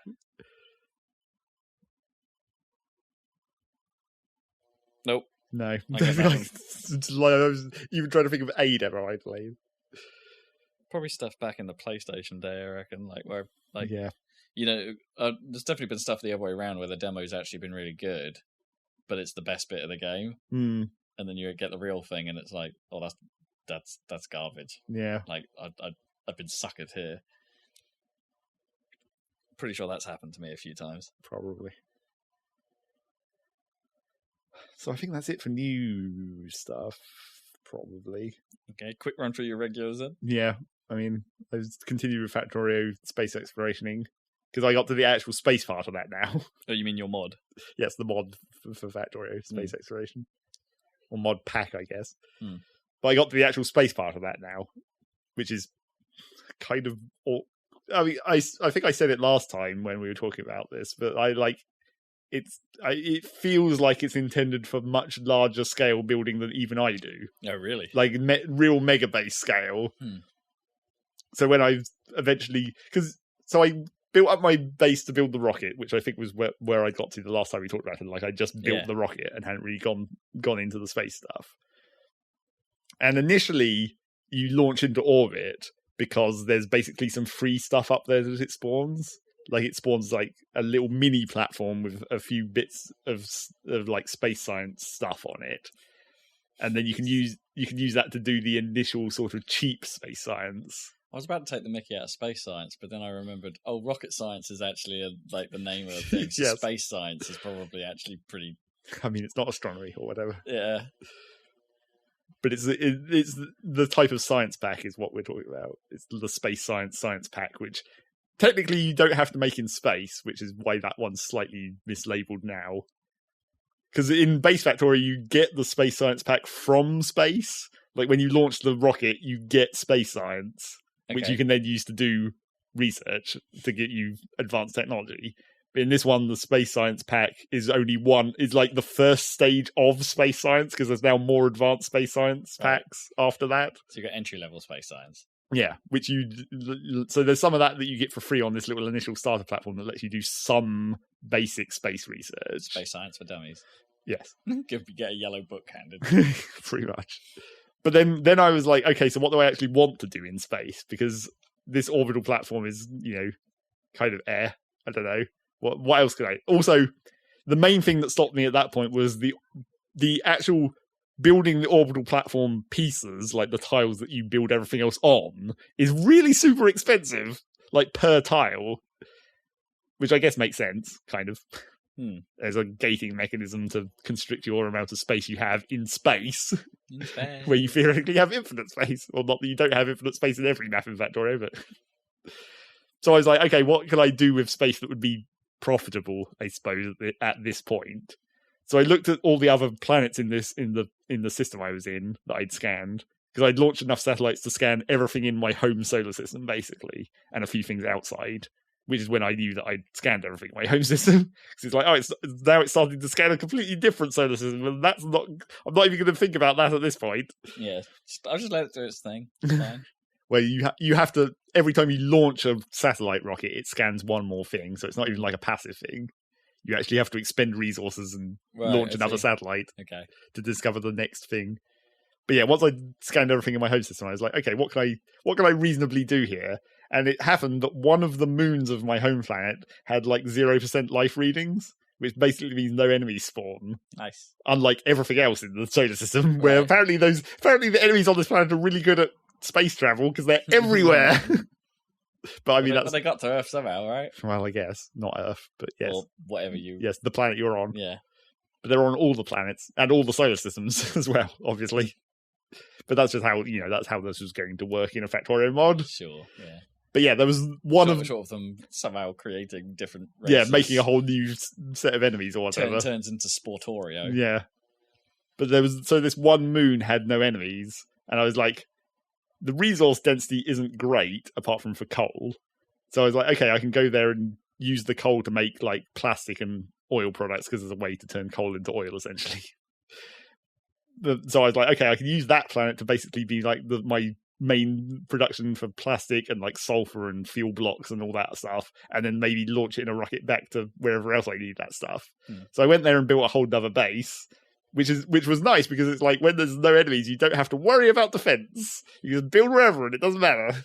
And also because, again, the other reason why I was thinking about using the coal to turn into oil is like that normally is quite a pollution intensive process, but there's no enemies, so it doesn't matter. Yeah. You can just waste this planet. Yeah, I can just dump pollution all over the damn place. Use all the most polluting techniques to extract as much resources as I can from this not very resource-rich planet. Or moon. And I was like, okay, that sounds like a good idea. Is there like a flashpoint for pollution? Like where it like can get so bad that like it actually inhibits you? Like, no, not really. It's just a general... Just the badness rating gets to a point. Well, I mean, the enemies evolve over time, depending on how much pollution you make. So if you make more pollution faster, they evolve quicker, but that's like only a one-time thing, really. And that's just a progress thing. your technology, in theory, keeps up with their evolution anyway. Right. So it's not actually that bad. But so I went to that moon, built a super polluting base, and started shipping plastic and sulfur and stuff. It's actually, this was where I was like, this is where we're getting into the actual space exploration mod, where it's like, how does this work? And it's actually kind of cool. Like, you can you build the rocket silo on the planet, and it has like a launch condition where it's like, if the rocket is full, then launch, or if it gets a green signal, then launch. And then you can build a landing pad at the other end and name it, so it has a target to deliver the stuff to. And then you have a special building that can transmit the signal between the two places. So I set it up so on like my main base on the landing pad, it has a sensor that detects when the storage for like plastic and sulfur is getting low, and it automatically fills up the rocket in proportion to the amount of each of the different resources. So it fills up the rocket correctly, not just with everything it can. And then once that rocket's full, it just launches it and dumps it into my storage. So it's like that planet is now almost fully, automatic. I don't really have to go back there, apart from to move mines around, I guess. Again, the Factorio problem. You're forever having to move mines around because the resource patches are running out. And the main... there is like an infinite type of mine, which was another thing I did on this no enemy planet, because you get the core miner, where you just mine infinitely into the core of the planet for massive pollution, unsurprisingly. Of course. But I was like, well, I can do that. And also massive power usage. But I was just like, I'll just build like 2 nuclear power stations and then that'll be that. We'll just run those forever. So theoretically, that base will be infinitely sustainable, just very, very slowly. Like the tiny amount of resources coming out of the core miner will theoretically be able to produce another rocket at some point. But it would be much quicker just to go back there and build another rocket. I mean, iron mine or whatever. So I did that. So the core mining's actually really slow as well. Yeah, it doesn't really produce that much resources. And it also produces mainly the main resource of that planet. So it just produces more coal than anything else on that planet, of course, because that's the planet with the coal. So I did that. And then I was like, okay, I've done that part. Now let's actually try and build something in space, I guess, because I need to do this actual space science that you can't not do in space. You actually have to build. There's a whole set of specific space factories and stuff that you can only build in space, and they only make stuff for space. So it's like, okay, I mean, I guess now I've got this secondary source of plastic that solves one of my resource bottlenecks, because my original base didn't really have that great oil access.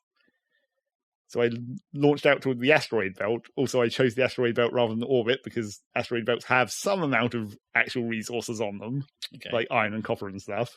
So it's like I can mine some of that locally instead of having to ship everything in rockets.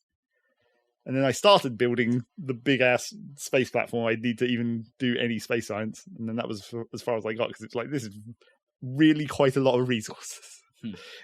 Even with my slightly upgraded main base, I was like, this is going to take a long time to make all the tiles of platform I need to put the stuff on, because also all the space factories are extremely large as well, just to be even more inconvenient. So much space in space. Because they can be. Because the other reason I originally was trying to build in the asteroid belt was because I thought I could build on the asteroids. I was like, oh yeah, that will save me a lot of resources. Right. But there's not actually that much space on those asteroids, really. I think they maybe could have turned that up a bit. And when they say asteroid belt, they really mean it. Like, there's literally only asteroids in a sort of line along the middle of the level. And if you explore up or down, there's nothing. It doesn't seem to be scaled as much as I'd like. I was hoping the asteroid belt would actually, be quite populated with asteroids. Although I guess realistically, the real asteroid belt isn't that populated with asteroids in real life. But it probably wouldn't be such a thin strip. Well, yeah, I guess. Although arguably you want things in a straight line in Factorio anyway, if you're going to build like a line of belts across them, linking between asteroids or whatever. Be kind of inconvenient to have to like angle things between stuff diagonally. So there's that. And then, I even started playing another mod just momentarily. Mainly because it was a mod that previously, before I upgraded the RAM in my system, when I tried to load this mod, it overloaded the RAM and the game crashed. So I tried this other mod again, and it's like, oh, now it loads. I can look at this. Except it didn't even use like as much RAM as it theoretically did before. Like, I was looking at my RAM bar, it's like, it's not even using half my RAM, which would have been my whole RAM previously. So maybe the actual mod got better as well, in the meantime. Yeah, optimized in some way. Yeah. Says that. And then Rocket League, I guess. Yeah. Not a huge amount to say about Rocket League at the moment. I don't think. No. Like, summer. Yeah, they're doing their summer event. Yeah. Very long summer event. Yeah. And I'm really hoping they don't erase all your cassettes at the end of the first section. Yeah. Yeah, let's hope that they keep that, because presumably you've maxed everything out, right, other than the leveling. Yes. Yeah. The infinite levels. So I've got like fucking 2,000 cassettes just hanging around. Well, we'll find out tomorrow, I guess. By the time this podcast is out, everyone else will know. Yep, I guess so. Get those cassettes. Because I wouldn't put it past them to have, like, it was cassettes for the first section and VHSs for the second or whatever. No, I see. Make up some other 80s droppable item. I suppose the CD was actually created in the 80s, right? Yeah, maybe it'll be a progression. I guess it only popularised in the 90s. Start with cassette and end with CD. Yeah. Don't really associate the CD with the 80s. No. Apart from Laserdiscs. Unless you've played World in Conflict. They're probably 90s as well, right? Laserdiscs. Yeah. They must be 90s. Probably. Betamax. Well, yes. That would use those as well. You're gonna 8 tracks. Yeah, that must be the middle step, right? Yeah. See, there you go, cassette, 8-track, and then CD.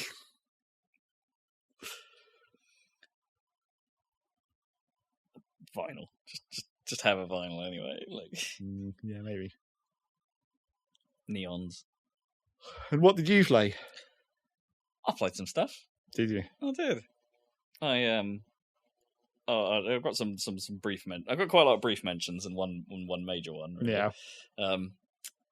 So I went back to some Black Ops. Is it pay to win now? That's what I hear. Oh no, that stuff hadn't landed when I went and played it. I went back and tried to just play a little bit more of the multiplayer, having basically given up on Blackout and zombies. And had my first experience of some properly ropey connections and some, didn't have a good time of it at all. Actually, it was just didn't seem like it was behaving itself at all. I think like it's compounded by the fact that the presentation for that game, like the menus and how that works on the original Xbox, is just so bad and so slow.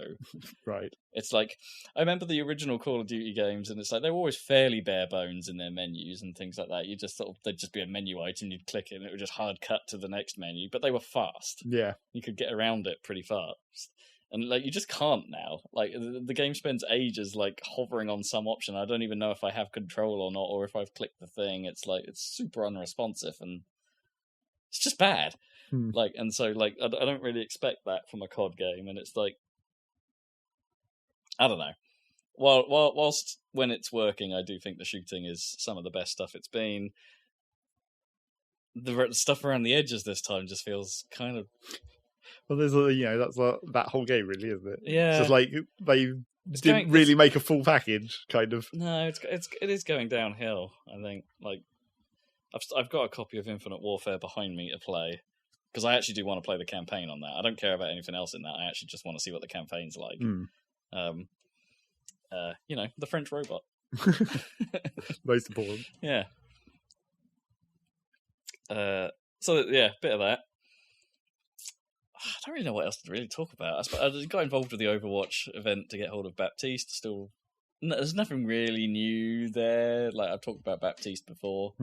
Like, the event was just like, hey, win 9 games, you get a skin. Okay. Overwatch is still fantastic fun though. I still love it to death. Be nice to have some more players. Hint, hint. But yeah, Rocket League we already talked about. Let's just cut to the chase here. That's the thing I started basically. Yeah. Yakuza Kiwami. Okay. Started playing that. I thought, hey, like Judgment has just come out, and that's supposedly a decent starting point for new Yakuza players because it's like a spin-off. Right. But then I thought, no, I'm gonna do this properly. You'll be hardcore. Play it in the original order. I want to see what the whole thing is like. Yeah, how did people get into this? So Kiwami is the remake of the very first one. Just imagine if you'd done that for, say, like Devil May Cry, for example. Oh god, yeah. If I'd have done it with Devil, well, no, I had played the original back in the day. Yeah. And then fell off it until DMC, and then went back to 4. Yes. Went back to not nearly as bad as the original 3. Yeah. You went back to the highly refined version of that, as said. Supposedly. Although Devil May Cry 5 is still kind of on my to-do list, because everyone says it's really good, but I don't trust everyone. No, not after that. Yeah, so this is... the first Yakuza was like a PS2 game, I think. And it does sort of show. You know, there's elements of the presentation and elements of how that game works where it's just like, okay, right, yeah, this is kind of an old school game, because at its core, like, it's a RPG brawler, I suppose is the way to describe it. The combat is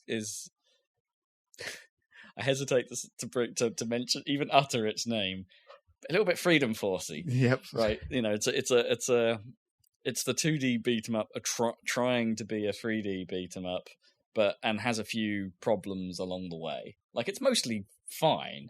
Like, I don't know, it's pretty fast. It's like you've got 4 styles to pick from.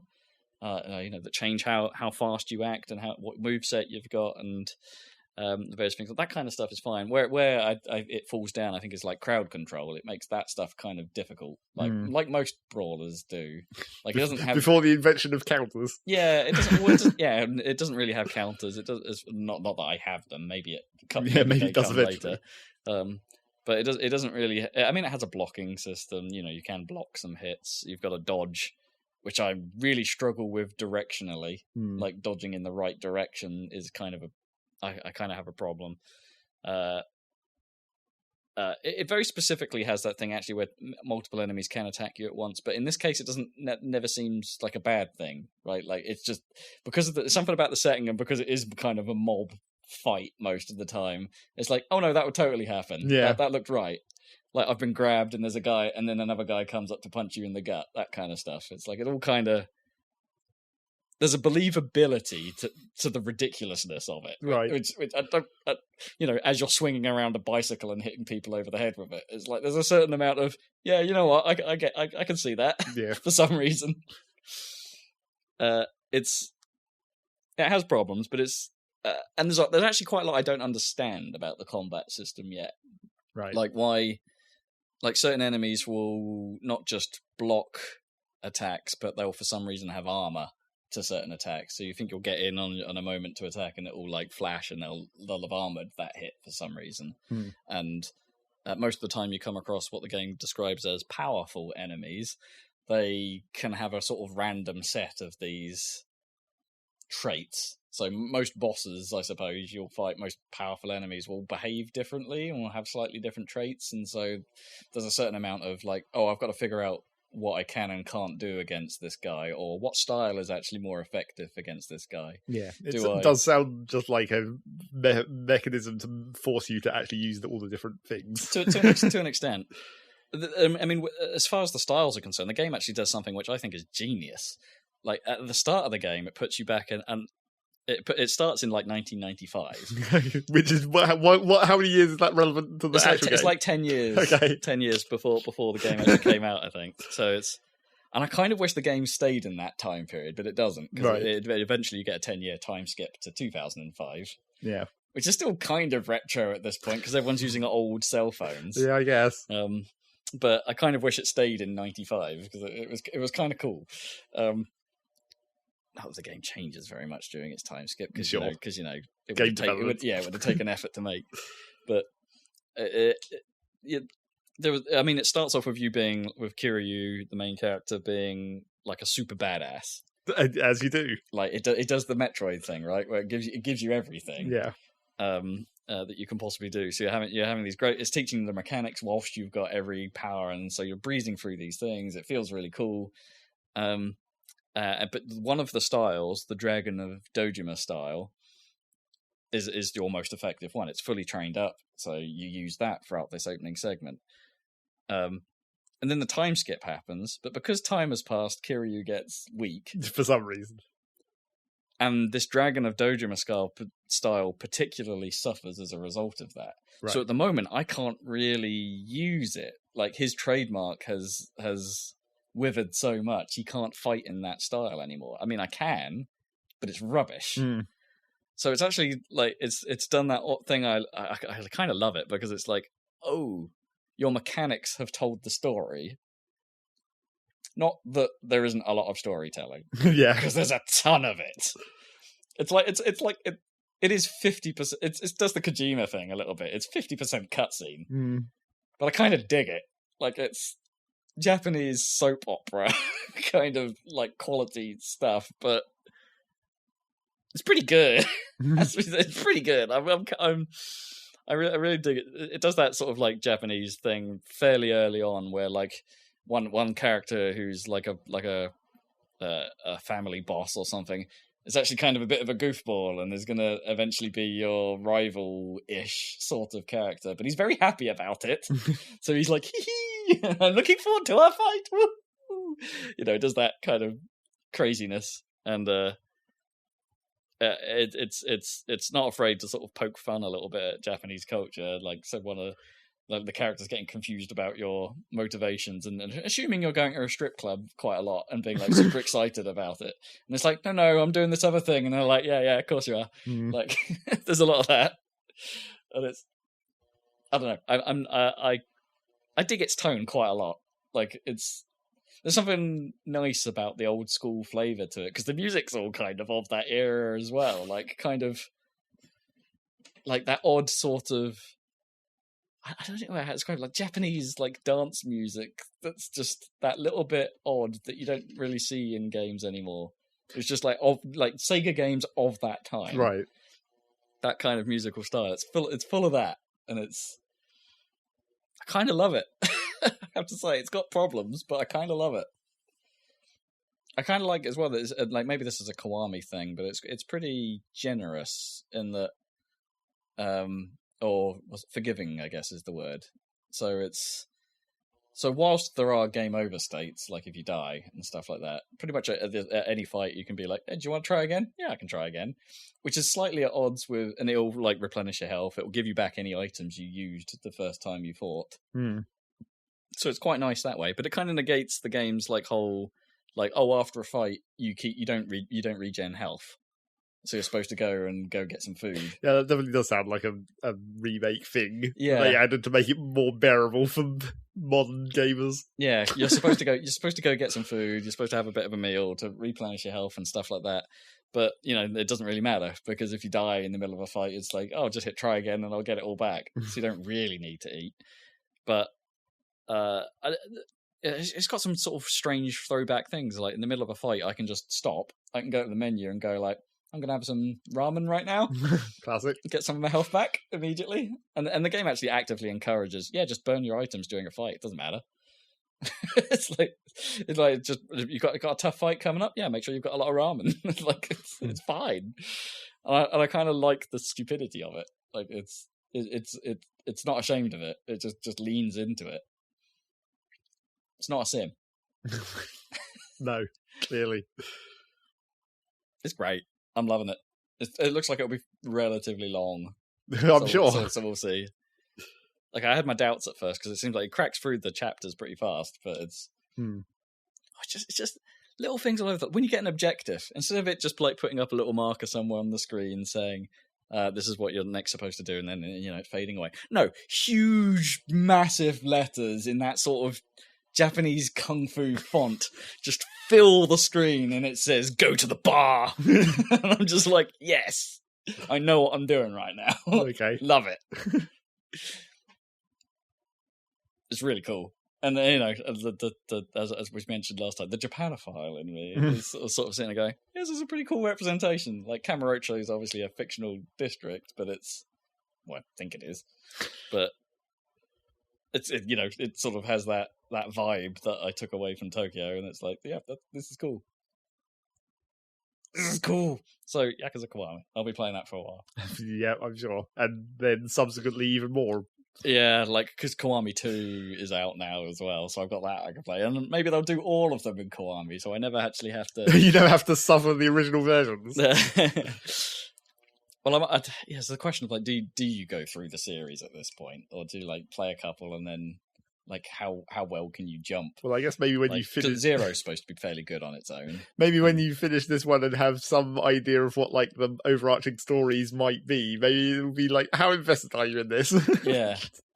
Yeah, can you play the first one and then jump to 6, for instance? Or does 6 only work if you're familiar with what's happened up to that point? Yeah.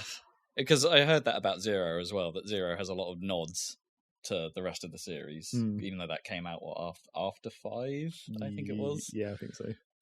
But it has a lot of nods to what went on in the storyline, even though it's a prequel. Well, I mean, that makes sense though. When it's like future nods. Yeah, you're nodding to what's going to happen, but it's already happened in real life. Yeah, it's like, hey, we know about this, don't you? Don't you know? You know, don't you? Yeah, we know too.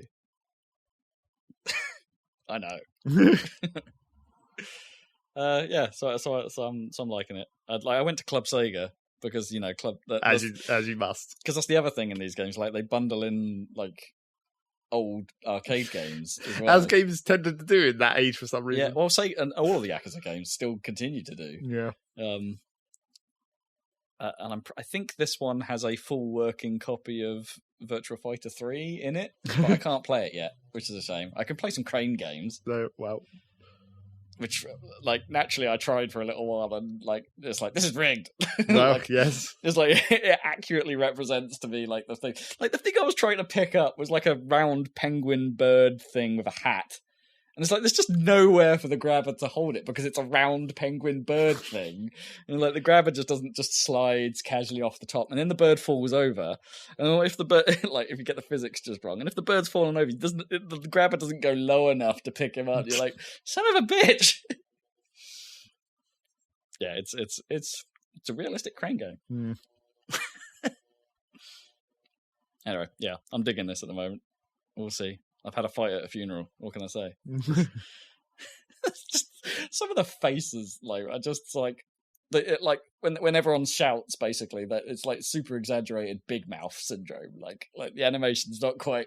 It's improved over the original, I guess, but it's still like, I don't know. There's one character in particular called Shimano who just, when his mouth opens, it's huge. It's like 50% of his facial mass becomes mouth. Right. It's, or not mass, I suppose. Yeah, anti-mass. Yeah. Oh, and there's a mystery plot as well. Like that's basically the game's story, is you trying to figure out what's happened in the 10-year time skip. Even though you should know, theoretically. Well, no, you go to prison, basically. Oh, okay. Covering up for your friends, and then it turns out your friends may have betrayed the family during your time in jail, but you don't really understand how. And so the story is progressing slowly to reveal little details about, hey, what? But you were my best bud. I protected you, and now you're screwing me over. And now you want me dead? Like, what's going on? What happened? And I like the fact that there's all these lingering question marks, and they're slowly being eked out through the medium of fights. Yes, the one medium of that universe, punching people. Punching. It's cool. No, I like it a lot.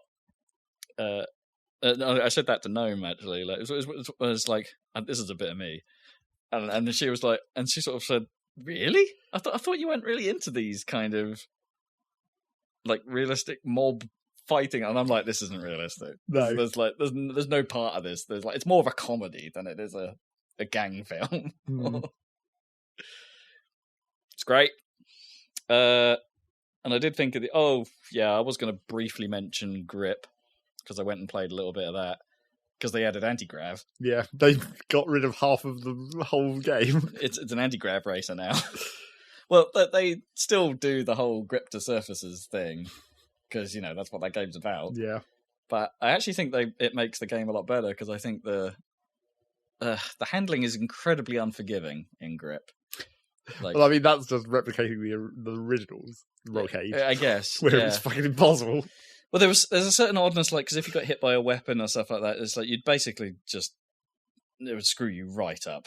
like getting hit by anything is a bad time. But because of the way the acceleration works, you get the like things go quite fast, but it takes a long time to accelerate. That's definitely like roll game, right?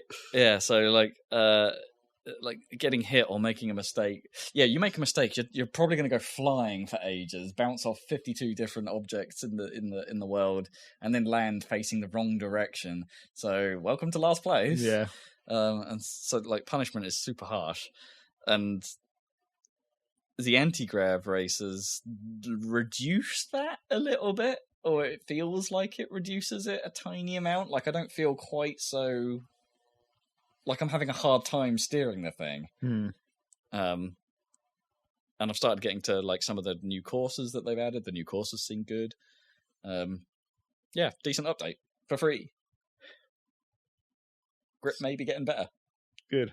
Let's hope Formula Fusion / whatever it's called now is. Man, when it launches on consoles, it's not going to be called Formula Fusion anymore. It's got the very generic well, it was a pretty generic name in the first place. Yeah. It's becoming Pacers.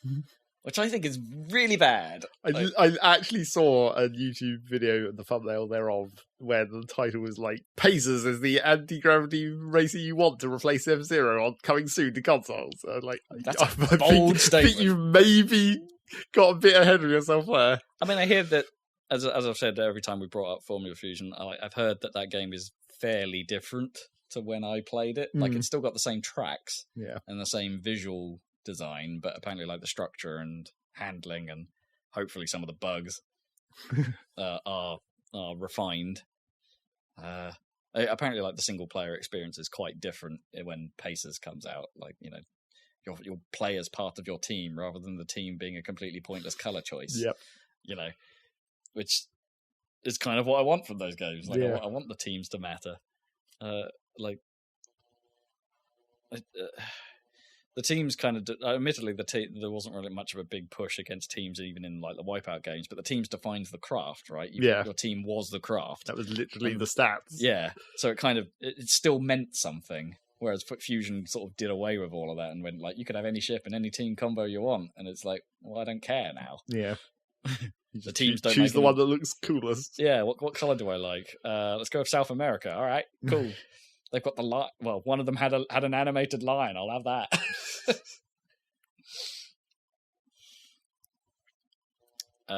So I mean, that's not far off, supposedly. Yeah, finally, I guess. Like maybe a month or two before that comes out. So speaking of things that haven't come out, well, we're abruptly angling towards that topic towards the end of this podcast. I haven't got a huge amount more to really talk about that's interesting, so I can drop it there. I played some more Tetris Effect just because. Oh, yeah, okay, sorry. Yeah, but while I'm remembering, I finally played, because it randomly opened up during one of the rituals.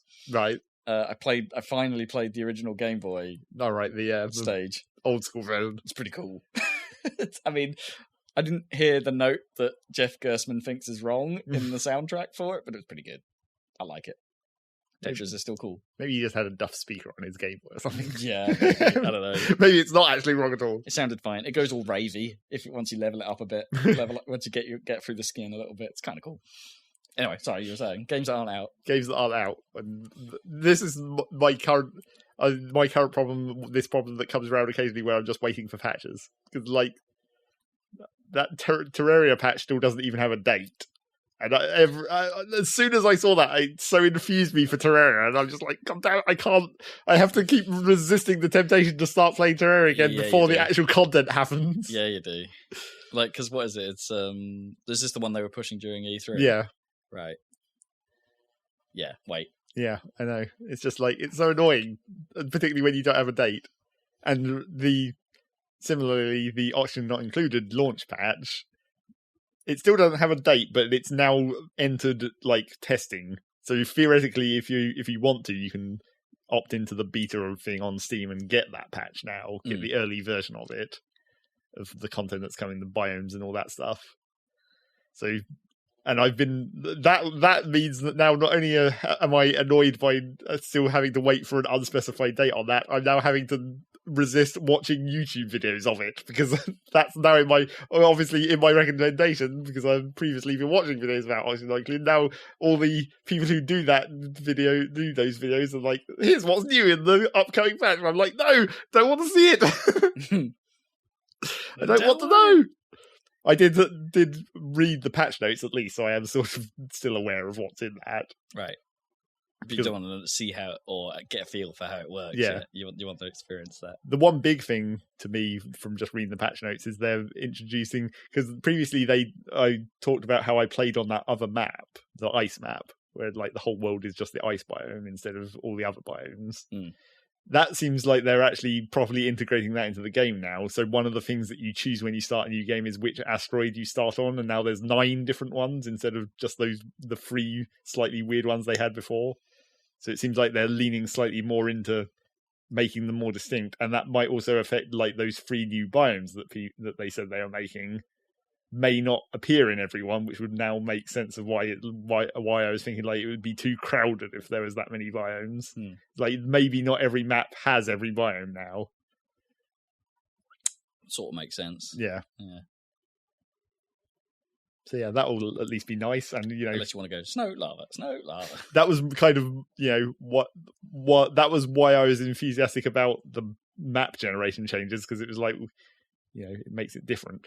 That's the important thing. Once you play it a couple of times, you're like, okay, I know how this works. Yeah, I know roughly where I'm going to find what I need. Yeah, now mix things up a bit. That's why I played that ice map.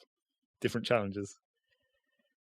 So yeah, that's coming. And also another thing that I read in the patch notes where I was just like, thank God, is they finally decided to allow you to properly adjust your starting duplicates, because you get the 3 at the start, and currently you can just hit the random button and just randomize their stats over and over until you get the ones you want, which is obviously not the best technique. Duplicates? Are they like the AI partners, or no, the guys, the duplicates. They're printed out of a printing pod. In Terraria? No, in Oxygen not included. Oh, sorry, I'm getting super. Sorry, yeah, I missed a step. I was like, yeah, that makes more sense. But yeah, currently you can just hit the random button and randomize their stats until you get the ones you want. And everyone was just like, why do you not just let us choose these? Because it doesn't matter at the start of the game, because all you're going to do is just sit there and keep hitting the button until you get the ones you want. It's not. There's no penalty to it. Not like when you're printing them out of the pod in the game, and it's like that's what you get. Right. Yeah. So now they're going to make it so you can basically it sounds like they're still not entirely going to let you just fucking choose what you want. It's more like you hit the random button and then you like lock in certain things and then keep re-rolling the other stuff. And because it's like on a weighted system of stats or whatever. It's like if Rogue Legacy had an infinite re-roll, it would lose something, right? Yeah, but that's the whole point of that game. Yeah. Whereas in this game, it's just like the starting crew. You might as well just choose those. Yeah. Because everyone does. I wonder if they could like put them into like, you know how Into the Breach has the various different like mechs. Yeah. Then like I wonder if they could put them into groups to be like, oh, this will be this style of play and this will be this style of run. Well, so you could pick a set. Yeah, I mean they could do that as like a kind of an option where you could just get like these are the presets. Rather than make it completely pickable, so you just pick easy mode. Like just yeah, but everyone just does that via the annoying reroll system at the moment. I know, but they could like by building ththese presets that perhaps have one good one. So there's strengths and weaknesses in each set. Yeah, they could do that, but I think people would prefer just to be able to choose, because it's not like necessarily the starting stats, and they're not overpowered or anything. You do still have all the other people you bring in over time. You have to make your decisions then, and you're not able to just re-roll those. Kind of. I know. I think as a new player going in, sometimes that's. I mean, the reroll would be like a little bit too daunting. I quite like the idea of like going. Yeah, as a tutorial kind of like first time thing, it probably would help to have, because you don't even know what half of those things mean until you've got into the game. Where it's just like, why is allergies bad or good? I mean, loads of games are bad at this, right? Where they just say, "Yeah, roll your stats," and you're like, "I don't know." Yeah, Like, just because you won't learn until later what you've done, and then that encourages you to go back and go, well, that's fine. I can go back and like choose a different set and make it a bit easier. I mean, arguably that is also part of the game where the sort of Dwarf Fortress aspect of like you're meant to just fail and then learn. Yeah, I mean, you're meant to find out what the problems are and then work towards fixing them in future attempts. I mean, the ones I think where it's really bad is something like where you're going into like Fallout, I guess. Yeah, it's like you roll your stats super early, and it's like I have no idea what these are going to mean for me down the line. And in some cases, it like even when you get to the point where those matter, you're like that doesn't even make sense. Right. I mean, even the basic stuff in Fallout, where it's like you have like perception, and it affects how good you are with guns, and it's like okay, I guess that makes sense. You're like aiming and stuff, or maybe it's like why is that not agility or something? But then when you get into like perception also affects like what guns you can craft because that's just the stat they attach to guns. It's just like that. It's a bit weird in some of those cases. Like you think even with because Fallout you could argue is almost like it has 7 different stats. That's an unusually high number of different stats they can assign stuff to, and it still is kind of weird when you get to the point you're like, why is that assigned to that stat? It's like. Well, sometimes whilst having that freedom to stat out any way you choose makes sense. Like if the game provided archetypes as well, to be like, so you could be like, oh, you can pick from any of these, or you can customize, or like start from here and then you can customize, kind of thing. Like, hey, Bill, you want to play Fallout guns heavy? Great, pick this guy. I mean, obviously, the other solution to that is to just literally have rerolls built into the game at some point that you can earn. I was stepping away from mentioning that, like having like a respec or something like that, which clearly makes sense on some long running games. But like if you're really role playing an RPG, you are who you are, right? Yeah, it's like you should stick to your decisions, and I do get that. It's the not knowing what you're getting into sometimes that is where the problem lies. Yes. Then you're into the situation of like maybe you get one free reroll and then it's real difficult to earn rerolls from then on. So if you've screwed up entirely from the start, you're like, oh, I can actually fix this. But then if I want to do it again, it's actually a trial. Something like that. Technically, you can respec the duplicants in Noxia Not Included because they introduced the skill scroller. It doesn't reset. It resets their stats to their base stats that they spawn with. So you don't get to re-randomize those. But if you've leveled them up wrong or whatever, if you've spent their skill points in a bad way, you can fix that at least. It's a sort of just thinking about the skill scrubber and skill training in general. It's a thing that sort of like weirdly that I don't feel works quite right about 2 Point Hospital actually, because it has the like doctor skill, and the skill systems. You train everyone in certain skills, but they have a limited number of slots. And it sort of encourages you to, like, if you want them to be the best of the best, they have to specialize. Yeah. And so you want to, admittedly, I haven't got the training unlocked for like to make all 5 slots one thing. Yeah. So I have to mix and match anyway, and I should get it out of my head that I should be trying to specialize everyone. But it's like, I know that's the way to potentially make the most effective workforce is to force them all to specialize in certain areas. Yeah.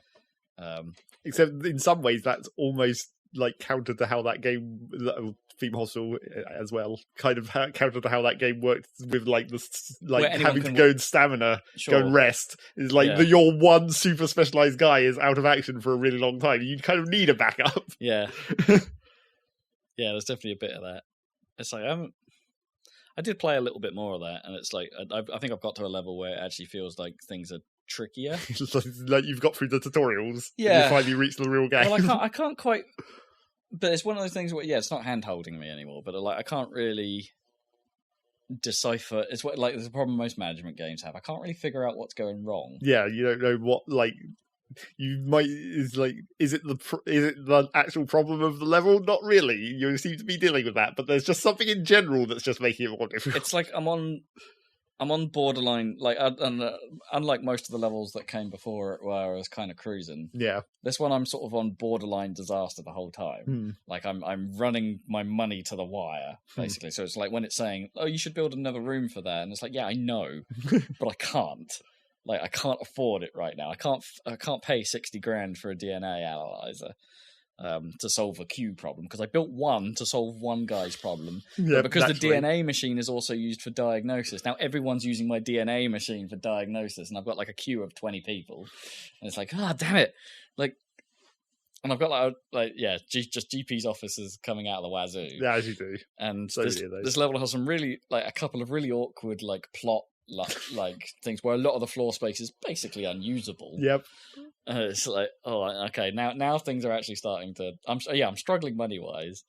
And it's like, well, I need to hire more guys to get rid of my queues, and if I get rid of my queues, maybe I get more throughput and I get more money.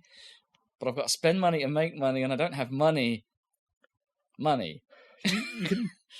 Can you? And it's constantly saying we should consider lowering our prices to raise our reputation. And it's like, no, my reputation's like 90%. That's pretty good. Yeah, turn up the prices. Yeah, and then the moment I do, everyone goes, "I'm not paying that." And it's like, what's the point in having this slider? Yeah, that's the old classic problem of like taxes in SimCity or City Skylines, where it's like there's a very precise point where it's like it's fine, everyone fucks off.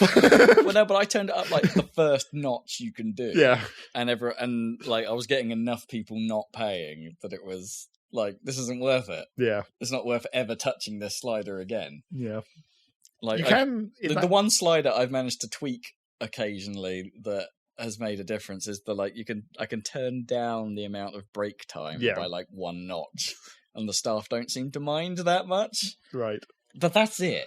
Everything else you tweak, people get annoyed enough to the point where where things go out of balance. Yeah, it's like it's a management game where I can't manage it, because if I leaving everything in the middle is the happy zone. Well, it's sort of that problem in all management games is like it's an indication that the systems aren't built into each other enough. Where it's like you can change that one thing, but you can't really change anything else to counteract it. Yeah, I kind of want, like, if I wanted to run. If you wanted to have like low break time, but like have really super good staff rooms to balance it out or something. Yeah, if I wanted to crunch the stuff because of a particular moment, but just do it briefly. Yeah. I don't feel like I can do that particularly. I can't, like, the game doesn't present enough of an obvious occasion where it's like, well, except maybe emergencies, maybe, yeah. but then that's more room dependent than it is staff dependent half the time. Yeah. It's like I need the rooms for the staff to be in to deal with this fast enough. It's like I can't put them in a specific mode and be like, all right, everyone, crunch time. We've got too many people in the hospital. Get them out. Yes. I'll pay overtime, something like that. There's no balance between that. Like, maybe, like, I can't temporarily say, everyone crunch. I'll pay you a bit more because I have to give you a permanent salary. And I guess the one thing that you can do in your situation that does have a balance is you can just start kicking people out. You have enough reputation to start sacrificing reputation by dismissing patients. Which is what I'm doing, in fairness. It's like, I can't build a head office to solve Turtlehead. So you guys are going home. I don't care. And you can turn... maybe it's only on... I remember it. You can do it for the wards, of course, but I don't remember whether you can do it on other rooms. You can set them to not be diagnosis, right? I think so. Yeah, you can also, like, wards are like one of the special cases where you can put like extra people in them as well. Yeah. To be like, I need 2 people managing beds because my ward's getting a bit busy. Yeah. Well, to the point where it actually sometimes makes sense to just build 2 wards. Like 2 wards often makes more sense than having a single big one. Yes. But I think you can turn so you can like not have your DNA machine clogged up by diagnosis and only use it for treatment. Yeah, which is maybe what I want to do, but I think I've got a problem where the level's goal is to cure people with cubism. Right. And I've got the machine. I've got the recovery room. Great pun. But no one uses it. Okay. Like, because they're not diagnosing... Oh, you haven't got sufficiently high diagnosis. Yeah, they're never diagnosing my cubism patients well enough. Yeah, that seems like... that again, this is another... And I don't know what to do to solve that. It seems like another case where it's the same situation of you need the different mechanics to interlink better, where you don't just want to turn rooms off diagnosis, like disable the DNA machine for diagnosis. You want to say only if you think it might be this disease do they then use the more advanced diagnosis rooms. Yeah, there's maybe something you kind of want some of the I don't know, logical steps to a certain extent, or the policies to be exposed a little bit. But maybe like, because really the only thing... that's what the research element of these games is supposed to like behind the scenes solve for you. It's like, we figured out how to deal with this better. Because really the only... But you don't research diseases, you research rooms and machines and technology in this. It's like, it would make sense to be like, I know I'm not dealing with cubism properly. Research the disease. Are you sure you can't do that? I think you can. You can target onto a certain thing. You can target rooms. Like, I can target the recovery. I feel like there was a research that was like a buff to one specific thing. Maybe it was a machine rather than a disease. Yeah, I think I've only ever seen rooms and machines or generics. Like, you can do research for money. Oh, sure. Which maybe I actually have to do. That's a thought. I've got a couple of research guys. I could just chuck them in for money. I mean, the only other thing you can do, which again is another one of those mechanics which isn't really interlinked to anything enough, is like, I think you can still do it in fucking, what's this game called? 2 Point. 2 Point. I think you can still do it. Well, you can turn down the percentage certainty of diagnosis, right? You can, yeah. You can say like you can like make the risk higher. Yeah. So it's so like they don't have to attempt riskier treatments. They don't have to go through so much diagnosis. No. So you might be able to clear some queue that way, but then kill a bunch of people. But again, you've got the reputation. I've got quite a lot of death at the moment, but I have got the reputation. Yeah, that's a thought. I didn't think of that. I keep forgetting what sliders exist. Yeah, I mean, they're so specific. That's the whole problem we've just been talking about. They're very, very one use, and maybe you can't change them that much, and then you forget they're there after a while. Yeah. That's not a bad idea, actually. I'll be risky hospital for a while. Like, I could build... I've got a decent marketer, but I don't have marketing yet. So I could build a marketing department and try and... just grind some reputation that way. Yeah. But I need money for that. Yeah, well, yeah. The payoff. I need to spend money to convince people to come do some cubism. And then die. Yeah. As long as you get some diagnosis money out of them before they die. They have to pay their GP fees on the way. Yeah. I have got a surgery now, which like takes forever, but does bring in some pretty good money. That was always the theme hospital where it's like because in the old theme hospital it used to be like the cash icons that would come out of people, and like the surgery was the one where it was like 1,200 and the text was smaller. Right. Yeah. Ka-ching. Yeah, so I've got one of those now. This particular. Like you only ever really, it's one of those classic things. You only ever build the room when you need it. Yeah. Right? So it's like it finally got to the point where I needed surgery, and it's like, okay, great, okay, it's expensive to build, but hopefully this will alleviate some problems.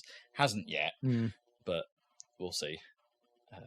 Can the marketing department, like, I don't, this is a stupid thing, but this sounds like the kind of thing that a 2 Point hospital would do, and theme hospital if it had at the time. But can the marketing department basically like make adverts to invite specific diseases to come to your hospital? Yes, they can. That'd be useful. Yeah, so if you want more surgery, you can say, "Hey, we're great at surgery, guys. come get your surgery with us." Or like, "Hey, I need those cubism patients, so I can figure out what the hell I'm supposed to do with you. Come here." Yeah, you can do that. But yeah, like I said, it costs a lot of money. I wouldn't say it's a lot, actually, thinking about it. It's like a training fee. It costs about the same as that to run something for a certain amount of game time. Yeah, and you lose an assistant to start. Oh, yeah, right. Yeah. And it runs into the other classic problem where it's one of those things where it's like, how do you tell that it's working? Yeah, a little bit. Because my hospital's always pretty busy, and it's filled with it's getting to the point where I've got quite a lot of diseases going on. Yeah, you almost need to like the opposite, where you just ban certain diseases, be like, I'm never going to be able to treat those, so just get out of the way, so I can process more other people. Yeah, that would be useful actually. Sometimes to be like, hey, like notify me when you're sending someone away because we haven't got it, but just do that automatically rather than like question me every time. Yeah. It's like, hey, we found someone with turtle head. Yeah, I know. Again, go home. I haven't got a head office. We found someone with 8-bit, and yes, but the pixelator or whatever is like super expensive. I can't build one right now. I'm really that fine on money. And get to the point where, like, Giles, or whoever that guy at the bottom of the screen is, I'm going to call him Giles. Sounds about right. He's just permanently going, we should take out a loan. And I'm like, no, that's a bad idea. It's always a bad idea. I'm alive, aren't I? Just barely. Not winning any awards here, but we're doing all right. Maybe I'll end up buying that this sale, as I said I would. You know what? I've stuck with it longer than I thought I would, honestly. It's like, what am I, 30 hours or something in it? It's nearly. And it's like, for me, playing a management game, which isn't usually my bag, and I'm still coming across like unique audio cues from the DJs. It's like I'm still having the odd one where it's just like, oh, I haven't heard that one before. Like, where'd that come from? Kind of thing. It's like, there's some stuff to it. It's just like, perhaps, I don't know how you would slick up a game like that. Like, maybe presentation, maybe something like that. Like, some of the menus I think could be a bit better organized, so you don't have to scroll around so much. Yeah. Some of the ways it clicks and zooms to people. Maybe if the I don't know, even bring back some of the more annoying stuff from Theme Hospital, like, have the announcer go, "Doctor required in GP's office." Maybe, like, because it doesn't do that very often. Like, most of the requests are because the janitors are screwing up. So you hear those all the time. And it's like, I quite like to know if my doctors are being idiots, thanks. But are they, though? It's just not happening because... Maybe they're not, yeah. Well, because it's actually solving itself. Well, kind of, but and it also shows you visually, doesn't it? So if you zoom out, like, all the rooms will say, I'm waiting for a doctor of this type. Right, yeah. So you can actually see, like, okay, like, I can immediately see where my choke points are. I need another psychiatrist. Because I've got 3 psychiatries, and then, like, minutes later, all right, that queue's entirely dealt with. Now all my psychiatries are empty. Oh, great. Into general diagnosis. Yeah. So everyone get in the GP's office. Get busy. Be house. Pretty much. I haven't seen a Gregory House come up yet. You have to think he's there somewhere. You're hoping for that being like the random name pool, where it's like a non-random name, kind of like how you occasionally get those in like Roller Coaster Tycoon and stuff. Yeah. It's like, oh, that's clearly been baked in. I do like how like when you go and look at a guy, you get like the little portrait, but it generates the portrait every time you look at them. And right. Occasionally that goes very wrong. So like you'll see like a bit of face, or it'll just be a hand. Like, well, so it's basically like the EVE Online character creator when they unlock that for the first time, and everyone was like, "Oh, how can we rotate this camera to make ridiculous, dumb pictures?" It's a little bit like sometimes it's just like a flesh tone across the entire pane, and it's like zoom. Like, that's great. I kind of love it. Like, I had one where a guy was at 90 degrees. like, that's one of my favorite things about the game. Just looking at that thing, going like, "Yep, that's a polygon that's been stretched too far." 2 points, all right. Yes. It might be one of the better hospital revivals. Well, yeah, we'll have to wait and see if I ever get to Project Hospital. Yeah, because that's still in my Steam wish list. I'm intrigued. But it's still in hella early access. Is it still? Is it hella early? Yeah, I think so. Is that how it's like? No, that's not how it's advertised. Oh, hella early. Should be. Is that a podcast? Yeah, I guess so. We did all right. Yep. For a no news week. Factorio. Because we talked about the no news for a very long time somehow. Yeah. What the hell was that? That was a reflection. A reflection of a car past that just looks like a strobe light going off. It was very dramatic. The end of podcast strobe is firing. That's our warning light.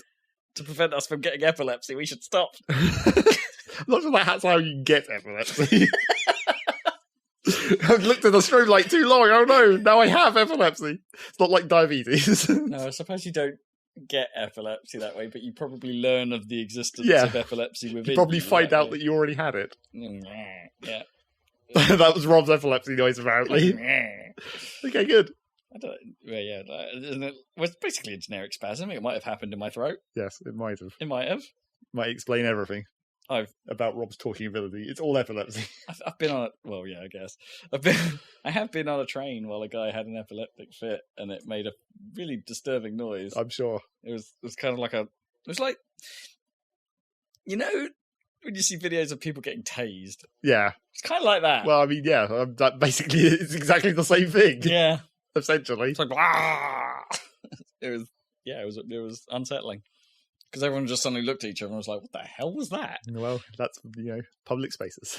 That's what happens. Humans doing human things. I mean, it wasn't that, I don't know, dramatic where everyone, suddenly stands out of their chairs and be like, what's going on? It was all like, it was a train to London. So, of course, everyone just sort of looks at each other and goes, was that meant to happen? Everyone looks at each other and goes, let's collectively decide to ignore this. Yeah, pretty much. Until the train stopped and then paramedics got on board and it was like, oh, right, that was a thing. Perhaps I should have been more concerned. Yeah. It was down the other end of the carriage. Yep. I was fine. It's far away. Yeah. Don't worry about it. Londoners. I think that's all people, really. It's just trains. Well, sure. Okay, that's it. Podcast's over. Podcast's over. Our video of Lethal League went up. It did? Another video of Lethal League. New character. Yeah, we finally got around to trying Toxic. We were theoretically marginally better at that game, I would say, on average. You reckon? Yeah, I think so. There was more skill involved? We did some more cool, weird things, certainly. There was definitely some... I'm sure, there's some bits we commented on, and when I was editing the video, I played them back frame by frame, and I'm like, that does not look right. I know one of those specifically that I'm thinking of. But yeah, where it sort of went through me, hit the graffiti tag from Toxic, and then came back and hit me in the butt, and it's like... How did that happen? Well, I mean, it should have hit me the first time. Sure, yeah. We definitely called that one out. But there was also the one where I did a thrower's doombox, but the ball was behind me. Oh, right, yeah. And I was like, how does that... I mean, maybe you just have that hitbox if you time it right or something. I mean, if your arm goes yeah, if back, your arm sweeps behind you or something. It's weird, isn't it? But, it's a little unsettling when you're playing it at the time. You're like, what just happened? Yeah. And then it's like, okay, it sort of looks right when I step through it. It's like, because I can. But also, you're like, what just happened? That was cool.